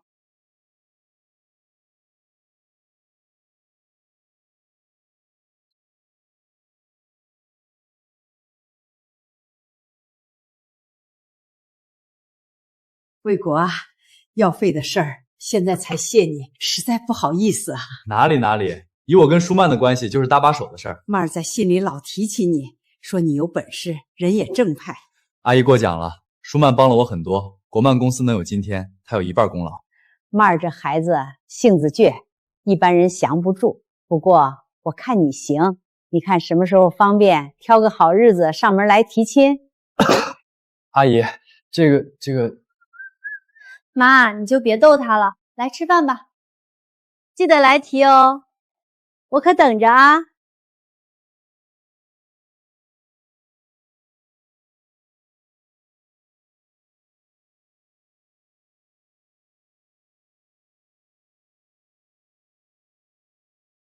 魏国，我妈刚才说的话，你不用放在心上。咱们现在是合作伙伴，公事公办，提亲的事儿别当真。你确定？但我当真了。公司刚起步，我不想让别人觉得我是靠关系才站在这儿的。等哪天公司站稳了，做得够大了，到时候再说。现在不行。行，等公司做到够大了，我到时候就来提亲，你别到时候赖账就行。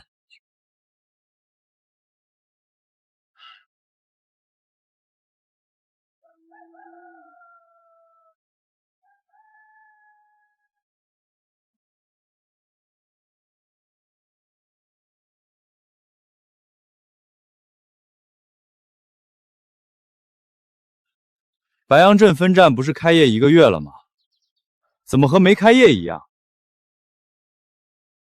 老板，开业1个月，盈利不到100块，卖了几捆旧报纸和2车废铁皮，刨去油钱和吃饭，几乎是白干。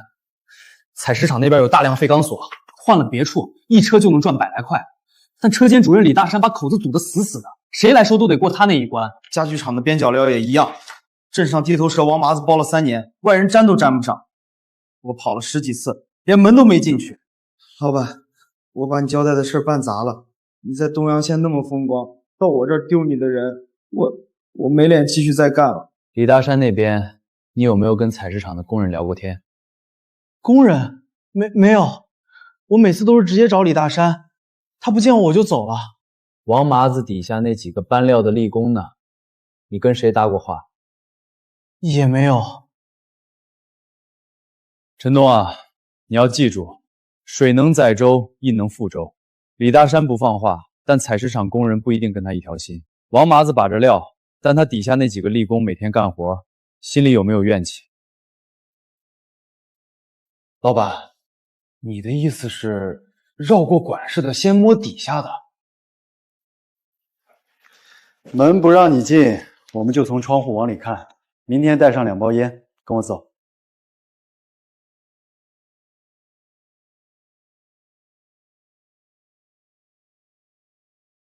快给老子干！别耽误老子等会儿去喝酒。不过磅，连个秤都没放，这不是拉废物，这是搬家。王麻子吃家具厂3年了，从来没被查过。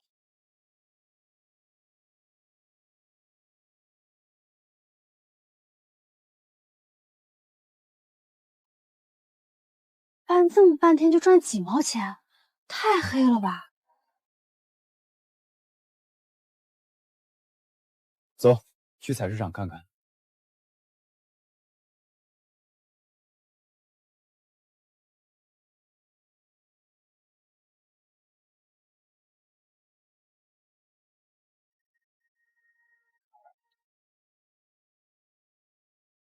那堆锁子堆了至少2个月了，从没人动过。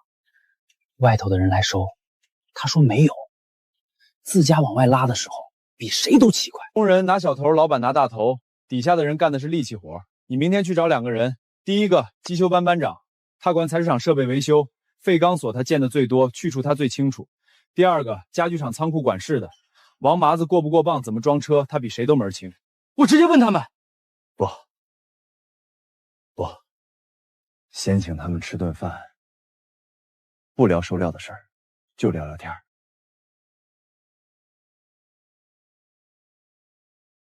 林老板，你这么客气请我们吃饭，我心里头热乎。我跟你说，干机修10几年了，碎石机的轴承换了一茬又一茬，废钢索堆得比人还高，可厂里账上永远说没废料，全让李大山的王八蛋自己拉出去卖了。这不巧了吗？我们家具厂这边就更过分了，王麻子的车进来连秤都不上，我们仓库里的边角料账上记得跟实际对不上，差了少说2成，可谁敢说？说了明天就得卷铺盖走人。而且我们干死累活，1个月到手就那10几块，他们倒好，拉一车料出去顶我们好几年工资。你们顶多是被压榨，说好听点，我们每一个工人都是采石场的股东，但实际呢，厂子是我们的，好处全是他们的。几位师傅说的，我太懂各位辛苦了。我在红旗镇也遇到过类似的事儿，但话说回来，厂里的废料归厂里，谁也没规定必须只卖给1个人吧。你们要是想换个路子，国漫回收在白杨镇开了分站，价格公道，过磅现结，不欠不拖。林老板，你说的这个价格公道，比王麻子给的高多少？他出多少，我增加5成，钱直接递到你们手里，不经第3个人。林老板，你要是真能做到现结不压款，我老张第一个跟你合作。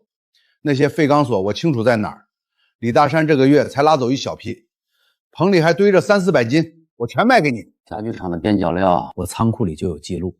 王麻子这个月还有2车没来拉，你这边要是真能接得住，我可以给你安排一个时间段进来装车，趁他卡车不在的时候。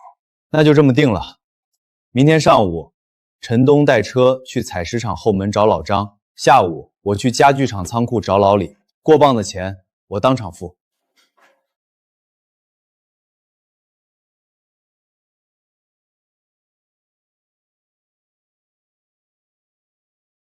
老板，都这个点了，一个都没来。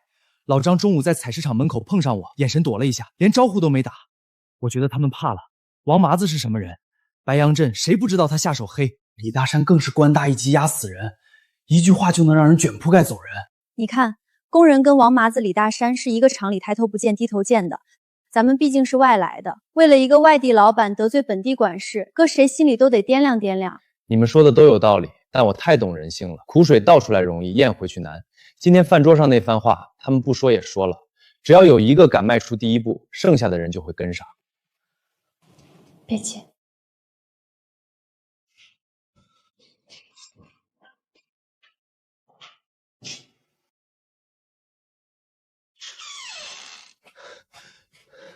林老板，我是家具厂的小马，老李叔让我来的。他说你这边收好木料，这几根是红木条子，厂里做家具剩下的边角料。王麻子从来不收木头，说占地方，我给您送过来了。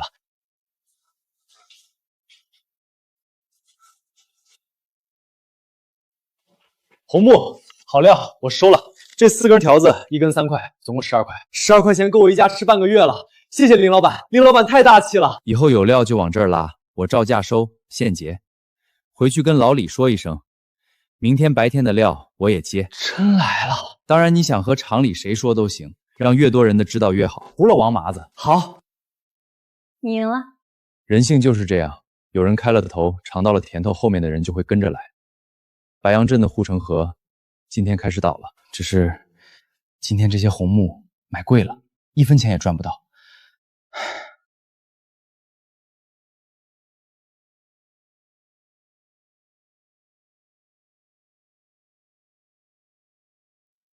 只是今天这些红木买贵了，1分钱也赚不到。魏国，红木条子12块收的，转手也就卖13、14，刨去运费基本没得赚。老板，我算了算，要是照这个价钱一直收下去，咱们这一阵子怕是要白忙活，赔本赚吆喝。你们说的我都清楚，但这是打开市场必须花的钱。白杨镇的人信不过外地人，信的是拿到手里的真金白银，多给几块钱，比说100句好话都管用。我们听老板的，老板这么做有他的道理。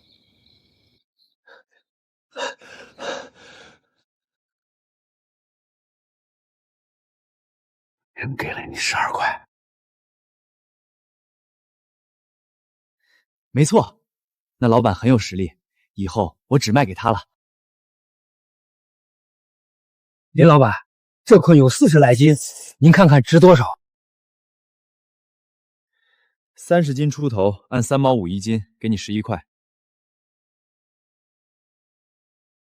林老板，这个收不收？收。2根一共16斤，给你6块。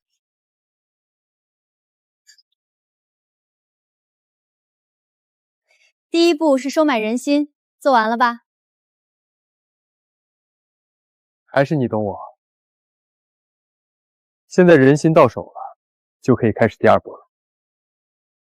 第2步是什么？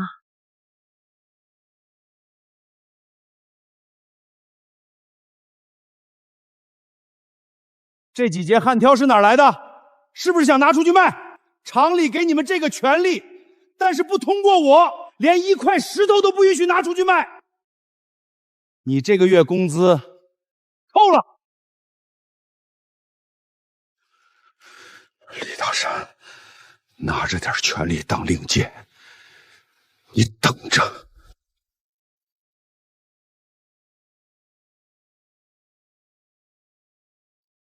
林老板，我叫老孙头，采石场干了20年了。这本子是李大山自己记的，我趁他换锁芯的时候多配了一把钥匙，偷着抄了2个晚上。2年多来，他倒卖厂里好钢材、好设备的日期、数量、车牌号和经手人，一笔一笔全在这儿。孙师傅，这东西如果属实，李大山至少能进去好几年。属实，每一笔我都亲眼见过，厂里被搬空了大半。我们这帮老骨头还饿着肚子给他干活。林老板，我就一个要求，让这王八蛋别再祸害我们了。魏国，这东西虽然是铁证，但举报的人也是同罪者。老孙头偷配钥匙抄了人家的私账，真要追究起来，他自己也脱不了干系。谁会拿自己的安稳去赌？万一这是李大山故意做的假账，引你往里跳，咱们就成了栽赃诬陷。老板，我也觉得太巧了，白天刚扣了工资，晚上就送账本上门。这时间挨得太近，你们说的都有道理，但你们记住一条，斗争的核心是双输好过单赢。要是真的，李大山知道有人动了账本，他会先下手把老孙头整死。老孙头把账本送过来，就意味着他已经豁出去了。如果是假的，老孙头也属于故意陷害，不会搭上自己20年的饭碗来演这出戏。而且我能确定这本子是真的。毕竟我的危险感应没有任何报警。明天一早把账本送镇有关部门处理，4封同时发，这样就算李大山想互相通气，也没有人敢把这件事压下来。我亲自去邮局挂号机。白杨镇这潭水该动一动。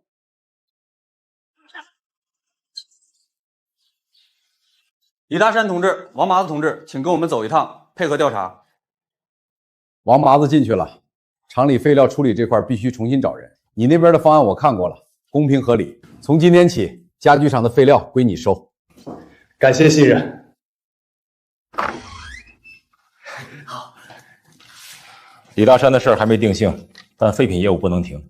我知道林老板你很有实力和信心，但出于公平，我们需要公开招标。欢迎林老板来投标。投标方案要写细。我觉得核心是透明流程，让厂里和工人都放心。方案里加3条：3方监督，1式3份，分拣奖金。厂里派人监督称重，工人按分拣量拿奖金，账目3方各存1份，谁也别想再做手脚。老板，投标的事儿，我听说有人开始走动关系了。镇上几个供应商，这个请吃饭，那个送烟酒，路子都铺到采石场副厂长家门口了。咱们光靠方案，怕是这次不需要走关系，也不能走关系。哟，这哪是投标啊，这是出书呢。小伙子，第一次参加招投标吧？我教教你，招投标不是比谁的本子厚，比的是关系。你来这儿之前没找人问问路子啊？就是写那么厚一摞，领导看得完吗？我们这行当几页纸就够了。比的东西从来不是桌上的，而是桌下的。年轻人不懂规矩就别来趟浑水，带着你的著作回去吧。几位说的对，你们确实比我懂招投标，不过今天恐怕有些不一样，你们几位今天怕是要大祸临头了。你什么意思？跑到我们这白杨镇的地盘上撒野？我看你不是来投标的，就是来捣乱的。对，这小子根本不懂规矩，搅局的，把他赶出去，赶出去！安静！我代表采石站招标委员会宣布，凡在投标期间存在请客送礼、私下承诺等不正当竞争行为的供应商，一律取消投标资格。你们4家供应商经核实存在违反公平竞争招标精神的行为，投标资格取消。有效投标只剩1家，国漫公司。不公平！凭什么取消我们资格？你们这是偏袒外来户！我要投诉！我们几家联名去县里告你们！对，他一个外地人，凭什么拿走白杨镇的生意？你们到底是不是白杨镇人？你们做生意的怎么不带脑子？采石场前脚刚因为暗箱操作被县里盯上，你们后脚就送烟送酒请吃饭，这不是给人家递刀子？采石场现在最想做的事儿就是跟你们撇清关系，不只要取消你们的资格，还要主动举报你们，才能证明他们自己没问题。不可能！我们合作那么久了，大家都是白杨镇人。你们几位涉嫌在招投标过程中存在不正当竞争行为，请跟我们回去配合调查。果然和你说的一样，还好我们没有也选择这条路，不然国漫公司可能就栽在这里了。走吧，该庆功了。大伙儿，我们一起敬老板一杯，感谢老板带我们赚大钱！感谢老板带我们赚大钱！各位兄弟辛苦了，是你们帮我赚钱。明天开始，所有人的工资涨10块。老板，你在白杨镇的事儿我听说了，我是念过大学的人，但跟你比起来，我像个新兵蛋子。你这一步步算的也太准了，从请吃饭到投标，一环扣一环，我服了，真的服了。白杨镇这一仗虽然完美收官，但到目前为止的一切都是准备阶段，热热身罢了。真正的硬仗才刚刚开始。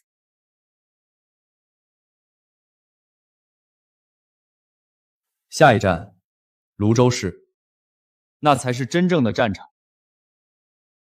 这街道比县城宽1倍不止，楼房都有5、6层，那是不是百货大楼？跟清安县那个比，大了3、4倍。老规矩，我先去跑跌打药膏的路子。泸州市的百货商店比县里多，市场大。好，我带你逛一圈，熟悉熟悉。后续业务有交叉点。说了多少回了，这里不能摆摊儿，车子扣了，明天到队里交罚款，领回去。两位同志，我就剩这几张饼了，卖完马上走，孩子还病着，求求你们通融这一回。同志，大中午的辛苦了，我刚好路过想买几张饼，他卖完这几张就走了，不耽误你们工作。您看能不能通融一下，让他把这单卖完？行，让他卖完马上走，别再有下次。大姐，这几张饼我全要了，您收摊早点回吧，孩子不能在外面吹太久风。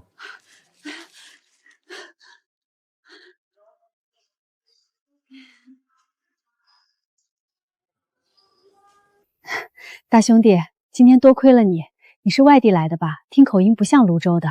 青阳县来的，想做废品回收生意。大姐，你知道泸州市里这行什么情况吗？大兄弟，我劝你一句，泸州的废品生意早被人分干净了。城南收废铁，城西收旧书，城北收玻璃瓶，每个地方都有大管着。外地人来了，根本插不进手。我男人以前也想干这个的，后来被人打了2次，就再也不敢干了。果然不容易啊！你们就别想了，毕竟一个地方一个规矩嘛。没事儿，我来泸州就是来改规矩的。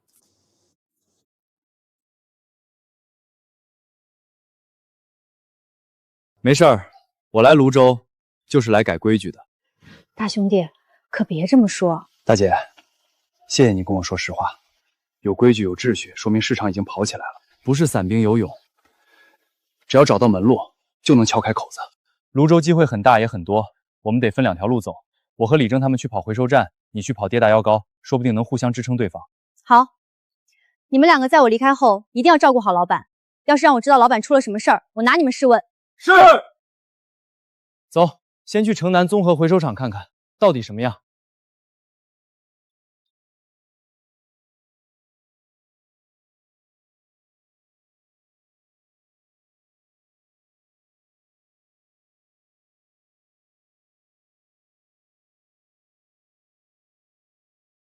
液压减废铁，这效率比咱们人力拆快了10几倍。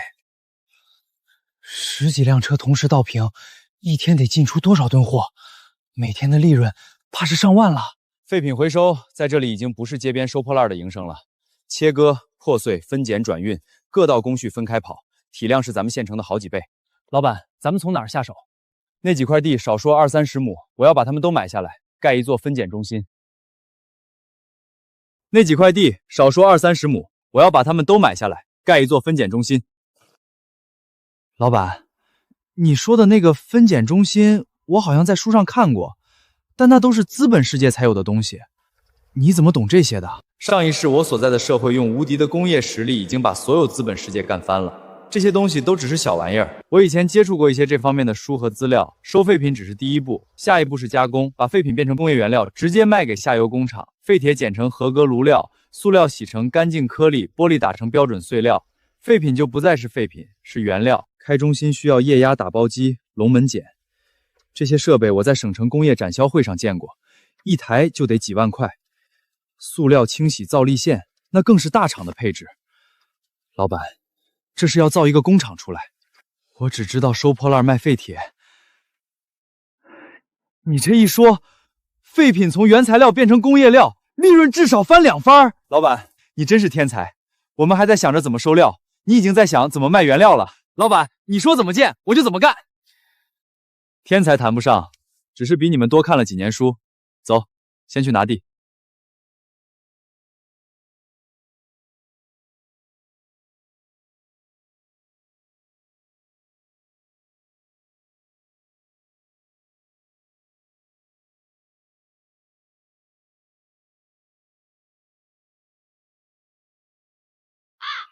怎么是这儿？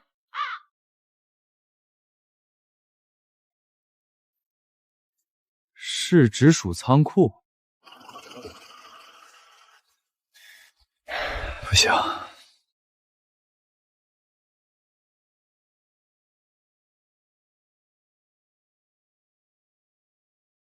没想到老板指定的全部空地都是已占用、已征用、预留给某单位，甚至泸州城郊所有能用的地块都被人拿走了。老板，再跑下去，怕是也找不到空地。咱们是不是换个思路？找地不如找人，去茶馆、去工厂家属区找退休的老人聊天，看看有没有烂摊子。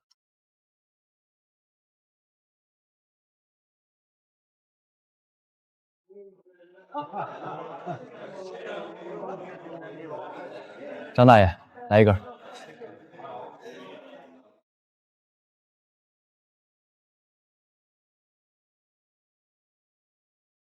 泸州城东有个鸿飞砖瓦厂，荒了快10年了。当初那厂子火着呢，后来上面说要改什么制，归了这个部门又归了那个部门，扯皮扯到现在，厂房还在那儿烂着，100多亩地，长草都长了1人高。可不是嘛，3个部门扯皮，你也不管，我也不管，地倒是不小，可谁敢碰？谁碰谁惹一身骚。两位老师傅，这鸿飞砖瓦厂具体在哪个位置？离这儿远不远？东郊7里铺，下了公路，拐进土路，走1里多就到了。就是顶塌了一半，院墙也倒了几截。你要是想去看，明天天亮去，晚上那儿连个灯都没有。几位叔，今天多谢了。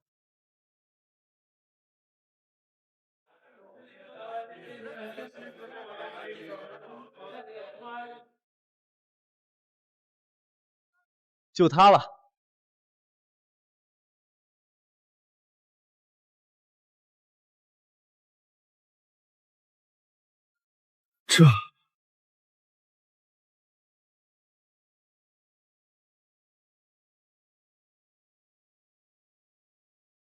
这里完全是荒废的状态，而且就算要清理，也得花一笔钱。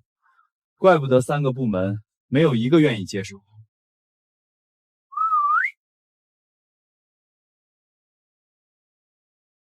不过这里差不多100多亩，比咱们东阳总部大了10多倍。老板，厂房骨架全在，地基这么厚，砖窑和车间主体结构基本是好的，这钢架结构还结实得很。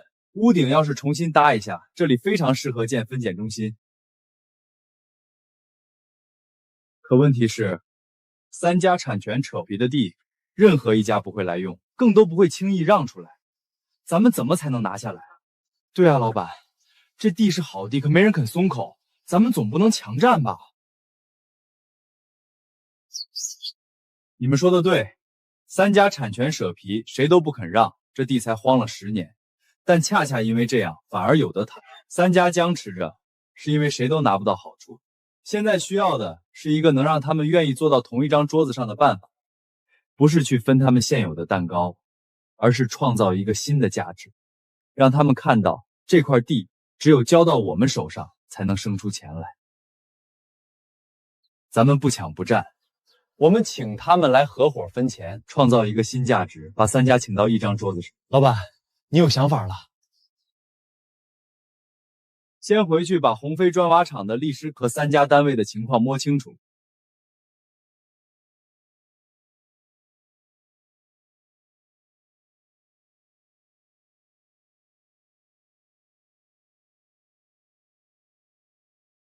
老板，我画了10几张图了，怎么画都不可能让3家平摊全部费用，肯定有一家要吃亏。政策文件里关于闲置资产处置的条款我都翻遍了，没有一条能同时适用3家不同单位产权的。是我大意了，这个问题居然这么难，难道进入泸州的计划就得这么流产吗？魏国，陈东跟我说你们在鸿飞砖瓦厂碰了钉子，这么大的事儿，你为什么不跟我商量？是不是真的把我当成普通的合作商了？不是，我不是那个意思，我就是不想让你也跟着着急上火，想等有眉目了再跟你说。你不让我参与，我才会真的着急。咱们这合伙人谁是上下级？你有难处，我难道就该坐着等消息？我错了，这回我是真没招了。书翻遍了，人也请教了，实在想不出怎么让3家都满意的方案。让3方都能接受的方案其实不止一种，比如说帮他们解决就业问题。3家单位各有一批下岗职工没着落，分拣中心建起来以后需要大量工人，地盘给他们用，岗位给他们的人，这笔账他们算得过来。就业，对，就业，他们争的是地，要的是业绩和安稳，我就给他们业绩和安稳。看吧，你还是需要我的。一直都是。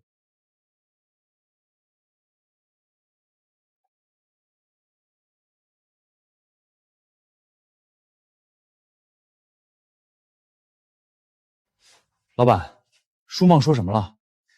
他说就业，3家单位各有一批下岗职工没着落，我们把分拣中心的岗位拿出来，定向招他们的人，地盘我们用，岗位给他们的人，这笔账他们算得过来。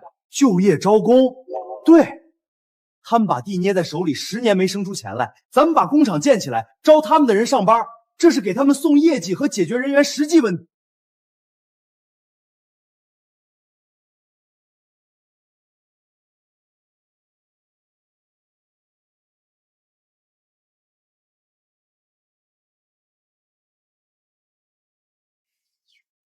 同志，这是关于泸州市东郊鸿飞砖瓦厂再利用的可行性方案，里面涉及闲置资产盘活和就业安置，麻烦您转呈市领导。行，我转交上去。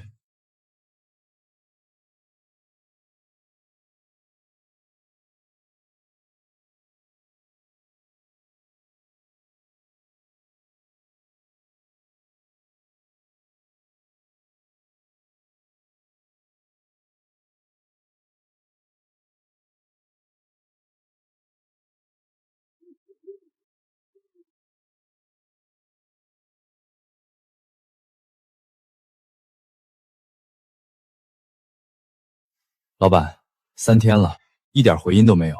市里每天要处理那么多文件，咱们那份儿怕是早就压在哪个角落了。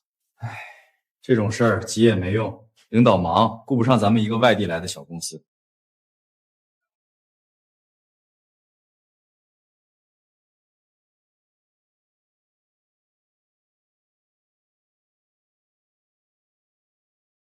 是林卫国同志吗？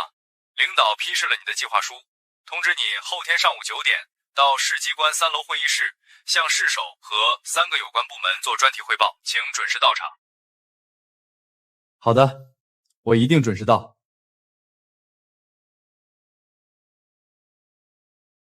成了，就按这个办。机会就在眼前。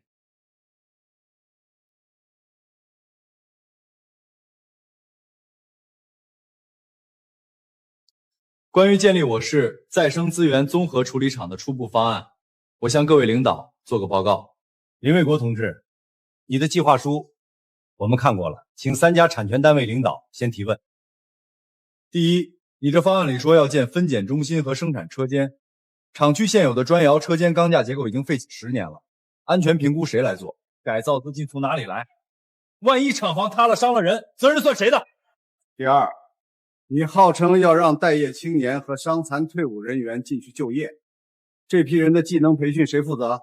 培训期工资谁出？第三，那块地牵扯我们3家产权，你用就业安置做交换，可万一工厂开了2年黄了，职工往哪推？是不是又要退回给我们？果然，这个烂摊子10年没人解决得了。他一个外地来的年轻人，估计这次也只是碰一鼻子灰回去了。口授无凭，李厂长。各位领导的问题很简单。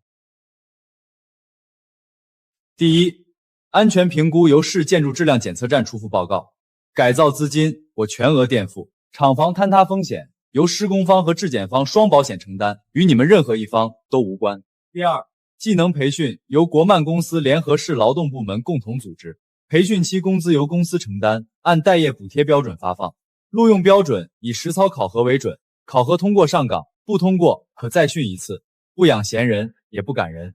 第三，工厂的用地模式采用使用权租赁加收益分成，3家单位以土地折价入股，国漫出资金和运营，每年按固定比例分红，合同签20年，3家按股分成，不存在往回推的问题。方案无可挑剔，就业这块我认可，把分成比例写清楚，我没意见。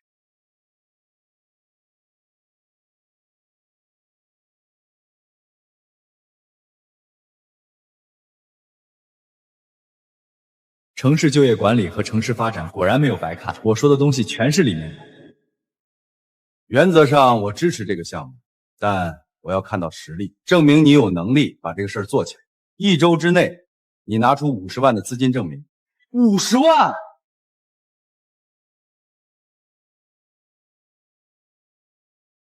国贸公司账上能动用的流动资金，把所有现金和存款加在一起，总共18万。东阳县那边的几个镇子还没到回款期，但时间上肯定是来不及的。那就是还要凑32万，就算把我卖了也凑不够啊！最重要的是失手只给1周，7天时间凑那么多钱，除非是原本就有，不然根本凑不齐。我出去一趟，明天回来看结果。去哪儿？我跟你一起去。不用了，你去了也没用。那个地方只有我能弄得起。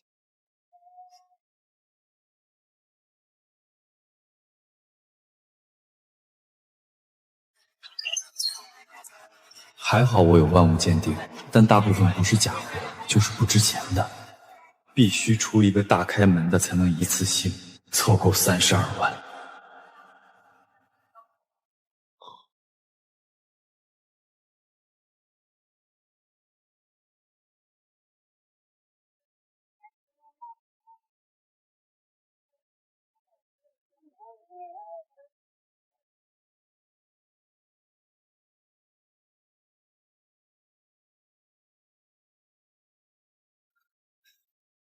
就是这个。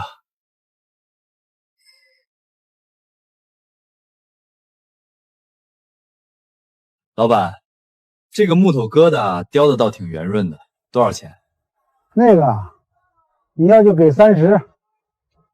行，我拿着摆着玩。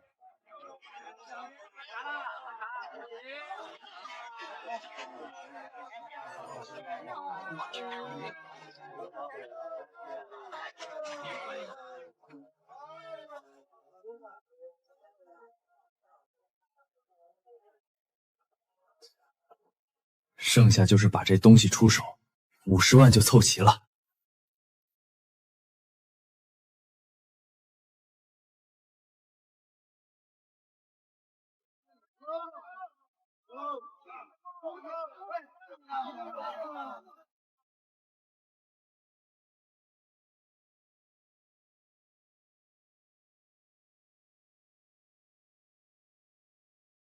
东西确实是好东西，但我小本经营，您这尊木雕实在不敢接。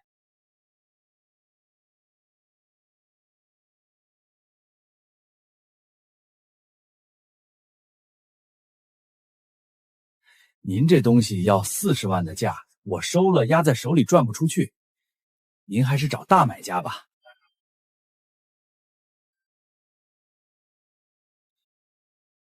玩不起，您这玩意儿比我这店都值钱。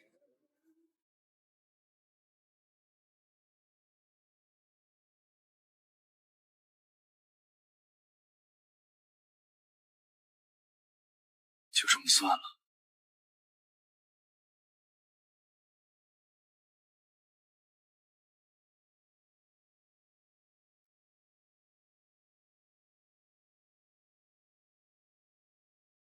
不错，品相完整，确实是好东西。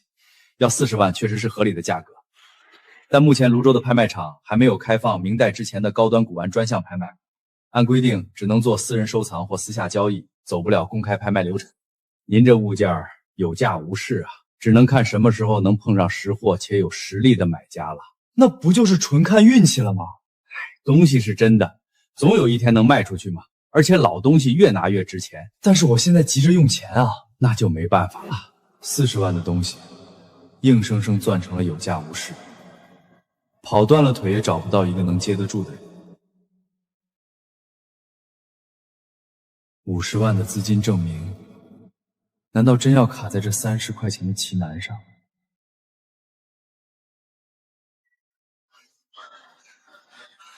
老板，32万凑齐了。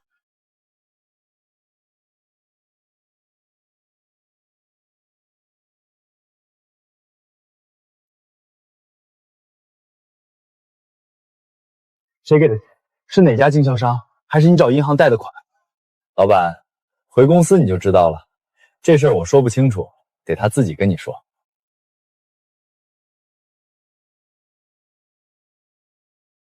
看来是资金到位了，那正好，下午可以去市首那儿交证明了。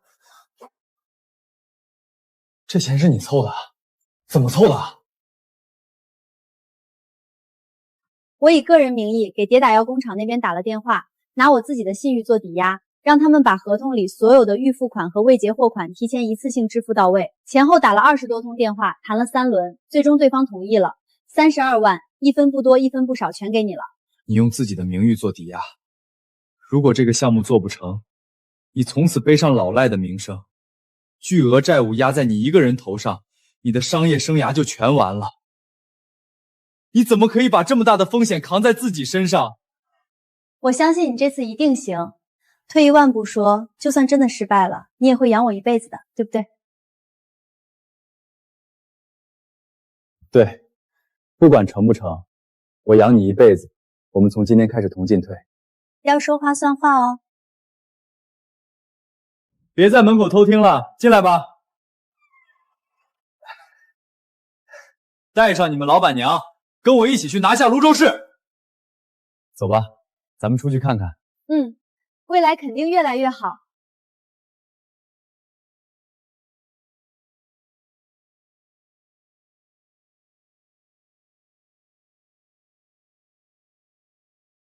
林总，您为我爱人的工作安排真的太感谢了。她下岗在家待了3年，现在能重新上班，整个人都精神了。真不知道该怎么感谢你。你是我的人，谈什么感谢？而且你是个好男人，对自己老婆好的男人都差不了。好好干，待遇不会亏了你。对了，让李总、陈总不要只知道忙赚钱，钱是赚不完了。明天董事会我要公布下一阶段的商业布局，他俩今天必须回家跟家人团聚吃年夜饭，告诉他们这是命令。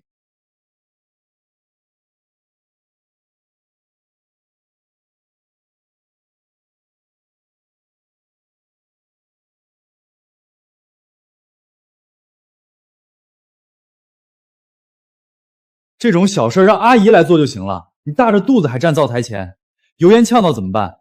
阿姨呢？阿姨，今天吃团圆饭，我给阿姨放假了，你难得回来早一回，我亲自下厨。坐下等着，最后一个菜马上好，这是命令。是，舒总。